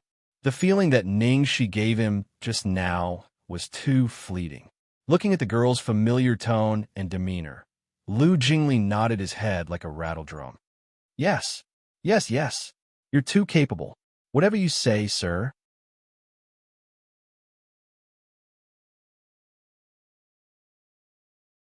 Chapter 1782. In the bar. The music was deafening and the dazzling lights were flashing wildly along with the rhythm of the music on the dance floor. Lu Jingli led Ning Shi directly into the bar through a special passage and carefully guarded her by the side. When they reached the entrance, Lu Jingli suddenly stopped and said seriously, Wait. Sister-in-law, let's find something to cover your face. It's too eye-catching." With that, he took a sequin mask from the bar and put it on Ning Shi. Then she felt a little safer. Ning Shi looked around at the noisy environment and immediately understood why Lu Tingxiao came to this place to get drunk. Only a place like this could make people feel that they were still alive. At the thought of this, Ning Shi's heart ached as if it was being gnawed by aphids. "My brother is upstairs." Lu Jingli pointed in a direction on the second floor. The first floor was a lively dance floor, and the second floor had a few special semi-enclosed private rooms suspended in midair. You could see everything below from the private rooms, but you couldn't see what was going on in the private rooms downstairs. You could have a bird's-eye view of the whole place without being disturbed. "Sister-in-law, actually, I still think you should be gentler. For example, I was almost scared to death by you just now." Lu Jingli helped Ning Shi upstairs and tried to persuade her. "I'm not gentler. No. That's not what I meant. I just want to ask, how are you going to surprise my brother, so that I can be mentally prepared?" Ning Shi rolled her eyes at him. "I'm going to surprise your brother. What are you going to do? Don't dawdle and lead the way. Do you think I'll eat him?" Of course not. Sister-in-law, how could you be such a person?" Lu Jingli hurriedly said. "Who said I'm not? It's just that I can't bite him with my current small body," Ning Shi said regretfully. Lu Jingli. Ning Shi was impatient with Lu Jingli's nagging and led the way to the floating private room. The tall and burly bodyguard in black at the door immediately blocked the way with a fierce look. "Idlers, please stop." At this moment, Lu Jingli hurriedly caught up to him and asked, "Is my brother inside?" When the bodyguard saw Lu Jingli, his expression softened. "Second young master, he's inside." "Oh, that's good. Get out of the way and let her in," Lu Jingli ordered. The bodyguard vigilantly looked at the strange woman in front of him who was wearing a mask and couldn't see her face clearly. With an uncertain look, he said, "Second master, all right, make way. I'll take responsibility if anything happens." Lu Jingli waved his hand. When the bodyguard saw that Lu Jingli had brought him here personally and that he sounded so confident, he retreated to the side. With that, Lu Jingli was about to follow Ning Shi inside. Ning Shi raised her eyebrows and stopped. "Why did you follow me in?" Lu Jingli put on a fawning expression as he made his final struggle. "Well, even if I go in, it won't affect your surprise," Ning Shi smiled. "If you're not afraid of being stuffed with dog food, then come in. Even if I can't drive, I can still stuff you to death." The next second, Lu Jingli immediately changed his words. "Sister-in-law, please come in. I'll keep a lookout for you outside." Alas, take responsibility? What the fuck? Damn it. Xianxia had made such a big fuss. He really couldn't take responsibility, but he had no choice. After all, he lived at the bottom of the food chain. "Brother, don't blame me. I was forced to do this."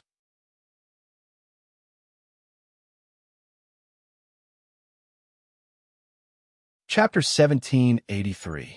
Ning Shi pushed the door open and entered. The structure of the private room was very simple. There was a shiny black coffee table and a U-shaped leather sofa. Looking past the semi-enclosed European-style railing, she could see all the hustle and bustle below. She saw that the private room was very clean and spotless. It was not as messy as she had imagined it to be.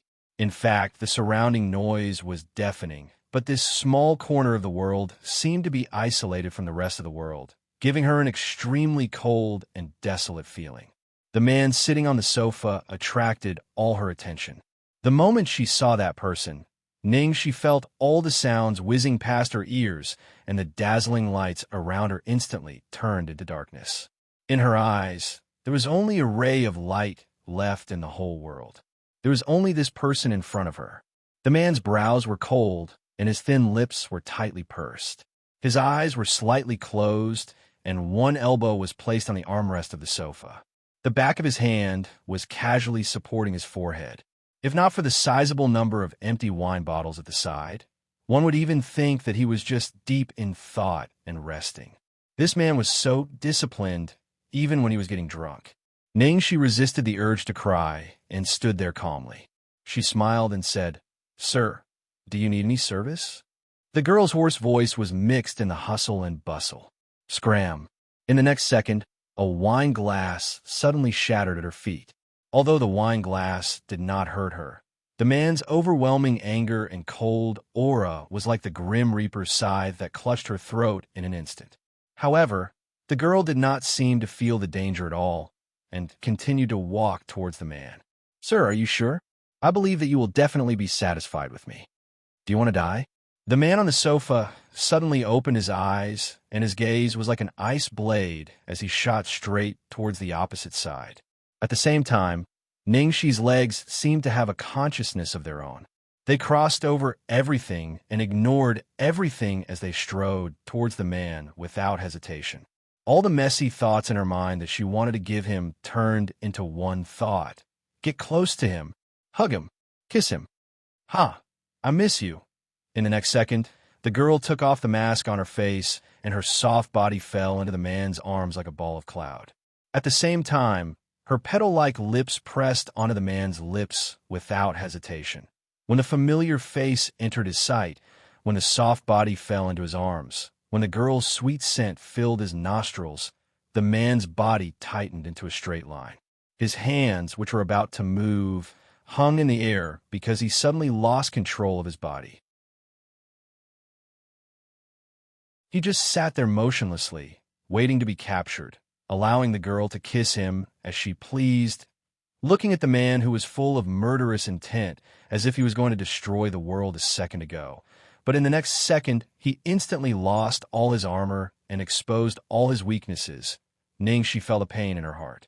Then, she suddenly used some strength and pushed the man down on the sofa. Her black hair fell on top of the man's head. The man's bottomless eyes stared fixedly at the girl in front of him. The hand that was holding the girl's waist suddenly tightened and trembled uncontrollably. "Hey, don't pinch me, you'll feel bad." The girl lay on the man's chest and whispered. Then, she bit down hard on the man's lips. "Sweetheart, I'm back."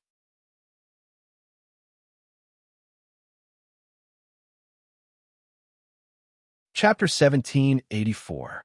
The long-lost smile, the vivid light, his life, his whole world. He was back. The man's eyes suddenly surged. He held the girl's head and kissed her desperately. The girl clung to the man's neck and kissed him back. However, in less than 10 seconds, Ningxi was dying. She turned her head away and kept panting on the man's shoulder. Slow down. I can't breathe. I feel terrible." The man's face suddenly changed. He suddenly turned over and sat up, putting the girl on his lap. "What's wrong?" "Oh, I'm fine. I just feel that my physical strength is much weaker than before." Damn it. He was prepared to use the heavenly thunder and earthly fire. "My body is so fucking weak."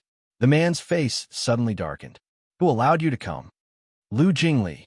He brought me here." Ningxi betrayed Lu Jingli without hesitation, but she still explained conscientiously. "I forced him to bring me here because I wanted to give you a surprise." The girl said with a smile in her watery eyes. "Mr. Lu, are you satisfied?" Ningxi didn't get a response from the man. She looked up suspiciously. "Why aren't you talking?" "It's real." The man's low voice came into her ears. "Ah, what?" Ningxi was puzzled. "It's the first time I've had such a real dream." The man said. Ningxi's heart suddenly skipped a beat. She didn't realize until now that the man's dark eyes were not focused. He was really drunk. "Stay with me for a while, okay?" The powerful man, who was invincible and omnipotent in her eyes, was now leaning against her neck. His voice was so fragile that it seemed as if it would break at the slightest touch. Ningxi opened her mouth but didn't know what to say. In the end, she only said, "Okay." The man's arms instantly tightened, but he was afraid that the tighter he held her, the faster she would disappear. He suddenly loosened his grip on her and only dared to hug her lightly, kissing the corner of her lips, her collarbone, and fragmentary kisses. From Lu Tingxiao's reaction just now, she knew that even though he was drunk, he was still completely tense. And at this moment, the man was holding her in his arms, sleeping like a harmless baby. At the same time, outside the room, Lu Jingli stuck his whole body to the door like a gecko. Unfortunately, the surroundings were too noisy, and he couldn't hear a single word clearly. The corner of the bodyguard's mouth twitched as he looked at the person who completely disregarded his image. He wanted to say something, but stopped. He suddenly sent a woman into the boss's private room, and now he was eavesdropping on his own brother. What on earth was going on? As time passed, Lu Jingli was so anxious that he almost pulled out all his hair. Fuck! It had already been 2 hours. What was going on inside? Why is there still no movement after so long? He was anxious to death. Didn't Cece say that she was too small to chew? Lu Jingli was worried and afraid that if he rushed in now, he would run into some kind of scene, so he could only worry helplessly outside. Thus, the wait lasted from noon to evening. Finally, Lu Jingli couldn't take it anymore. He pushed the door open and rushed in. Then he saw that in the private room, a man was sitting on the sofa with a girl curled up in his arms. The two of them were snuggling and sleeping soundly. Because he sensed that someone had invaded his territory, the man was suddenly awakened. He frowned and opened his eyes unhappily. Before the cold light in the bottom of his eyes could spread, the man's body suddenly stiffened and he slowly lowered his head. The next second, he saw the girl in his arms.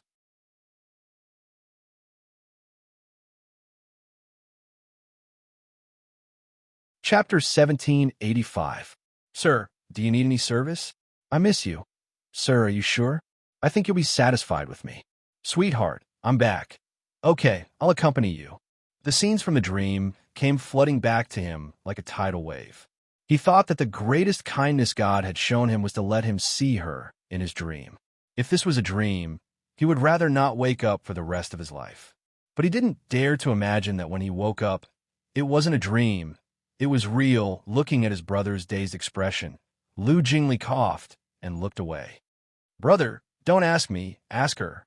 Just then, the girl in his arms rubbed her fluffy head against the man's chin like a cat. Then she yawned and opened her eyes in a daze. Then she kissed the man's lips.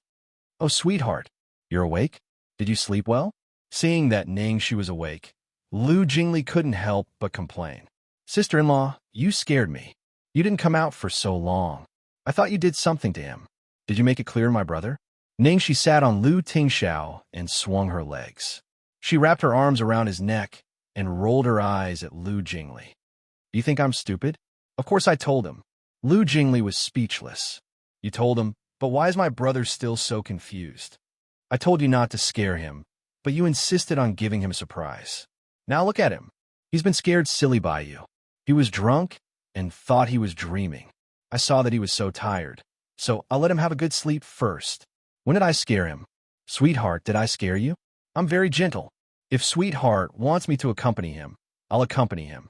If Sweetheart wants me to smile, I'll smile for him. If Sweetheart wants me to sing, I'll sing. Ningxi looked like an obedient little bunny. Lu Jingli didn't believe a word of it. As if I believe you.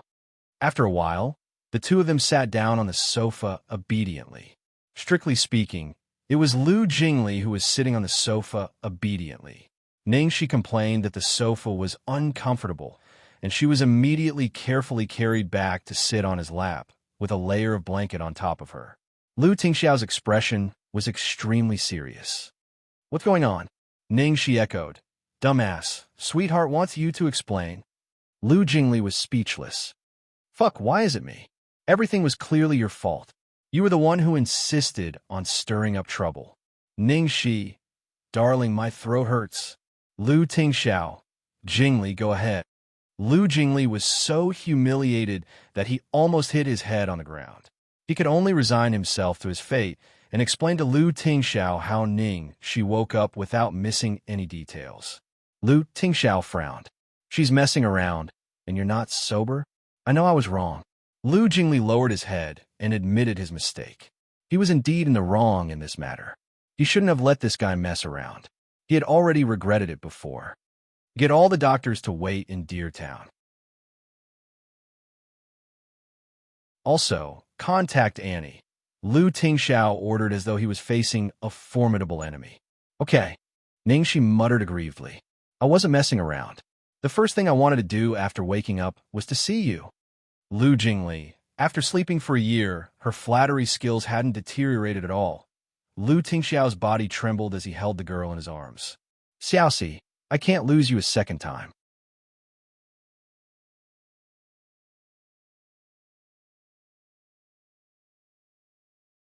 Chapter 1786. Dear Town, Garden House. After receiving the order, all the doctors were ready to go and were ready to fight. Ningxi's scalp went numb when she saw the white coats and complicated equipment in the room. Lu Tingxiao immediately sensed the girl's emotions. Be good. Your body needs a comprehensive checkup. It will be quick. Ningxi nodded obediently this time. After a thorough checkup, how is it? Lu Tingxiao's thin lips were pressed into a straight line. Lu Jingli was also nervous. The leading doctor pushed his spectacles up the bridge of his nose and looked at Lu Tingxiao with excitement and joy as he replied, all of Madame Lu's vital signs are normal. In fact, it wouldn't be an exaggeration to say that it's a miracle for her to be able to maintain her current state. This is all thanks to Madame Lu's Good Health Foundation and proper care. Most importantly, the ointment concocted by the young miracle doctor is indeed miraculous. The slightly older specialist's tone was full of amazement. Back then, when Lu Tingxiao insisted on believing in that young girl and used those unknown drugs on the patient, he objected many times and even felt that his authority was being challenged. At this moment, he couldn't help but sigh. There was no end to medicine. There were too many mysterious fields and people in this world that he didn't know about. She feels that her body is stiff, her strength is weak, her breathing is not smooth, and her throat is uncomfortable. Is this normal? Lu Tingxiao asked one by one seriously, not daring to let his guard down. The doctor comforted him in a relaxed tone. Mr. Lu, I've done a checkup. It's not a big deal. After all, she has been lying in bed for so long. This is normal. I will arrange a complete rehabilitation plan for Mrs. Lu. I believe that with her body's foundation, she will recover soon. However, you must remember to take it step by step. Don't be too hasty, lest you hurt her foundation. She needs to recuperate properly. Lu Tingxiao noted them down. Thank you, Brother Shi. At this moment, the girl's trembling voice came from the door. Annie, hearing the girl's familiar voice, Ningxi immediately jumped down from the bed and walked towards the door. Brother Shi, slow down. You can't do strenuous exercise now. Still in shock, Annie went over to support him. The next second, her eyes were already red. Brother Shi, you're really awake. When second young master called me, I thought I was dreaming. Ningxi gently patted the girl's choking back. Don't cry. I'm awake now, aren't I? Annie, you've worked hard during this period of time. The doctor said that the ointment you gave me is very effective. Annie hurriedly shook her head and said, Brother Shi, it's not hard at all. In fact, I didn't do much. When you were seriously ill and in a coma, I couldn't help you at all. The only thing I could do was to slow down the deterioration of your physical functions as much as possible. Mr. Lu is in charge of collecting the medicinal herbs and nursing you. Annie, please take Xiaoxi's pulse, Lu Tingxiao said. Annie remembered the most important thing and hurriedly helped Ningxi to sit down. Brother Shi, come here and sit down. I'll help you. Okay. Ningxi sat down at the table and reached out her hand. Annie puts her fingers on Ningxi's pulse and starts to focus on feeling it. Everyone held their breath and stared at Annie, waiting for her diagnosis.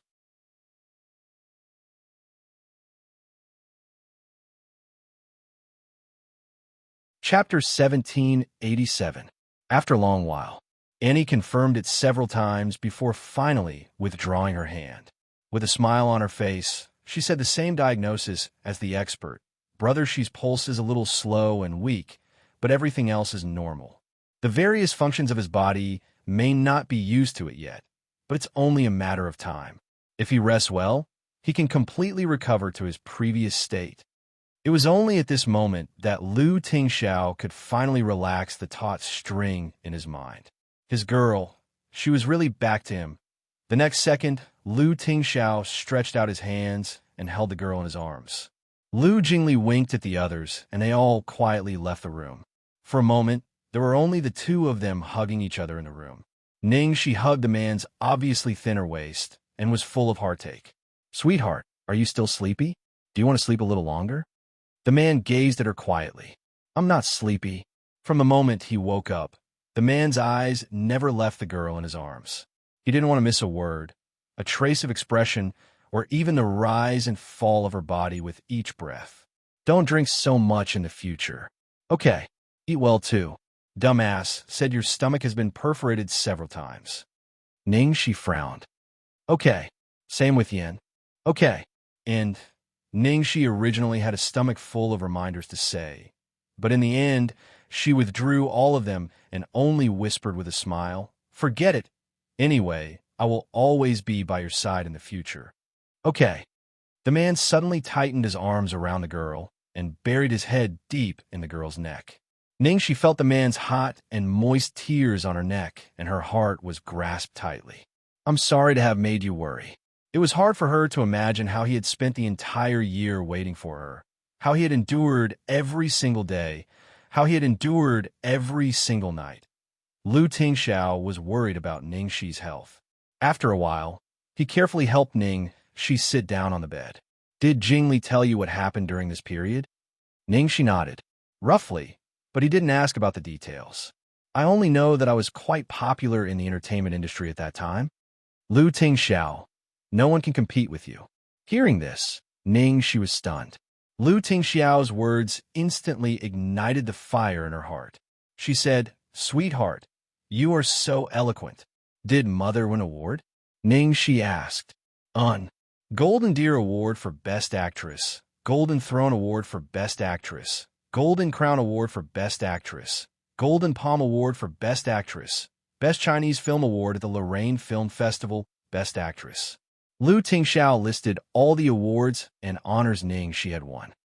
She listened to all this and had a strong feeling that it was unreal, as if she was listening to someone else's story. She sighed and said, "Finally, I didn't let director Jiang down." Ninth Heaven also won Best Actress and Best Comedy. It broke 37 records and made you the most popular female artist in the country, Lu Tingxiao continued. One of them had given her a frightening amount of popularity, while the other had allowed her to win all the awards. These two dramas had pushed her to the highest position in the entertainment industry. But now Lu Tingxiao didn't miss the flash of sadness in the girl's eyes. "You can still come back after retiring." She stared blankly at the man in front of her who always stood behind her. A cool breeze passed through the mountains and the lake. A light smile bloomed on the girl's face. "It doesn't matter. Since I was 18 years old, I've never stopped. Now, I've gotten everything that I should have gotten, so I have no regrets. But now, I have something more important than dreams." You're tuning in to the Eternal Immortal Ballad YouTube channel. Don't forget to subscribe and join us on this journey to catch the most captivating stories.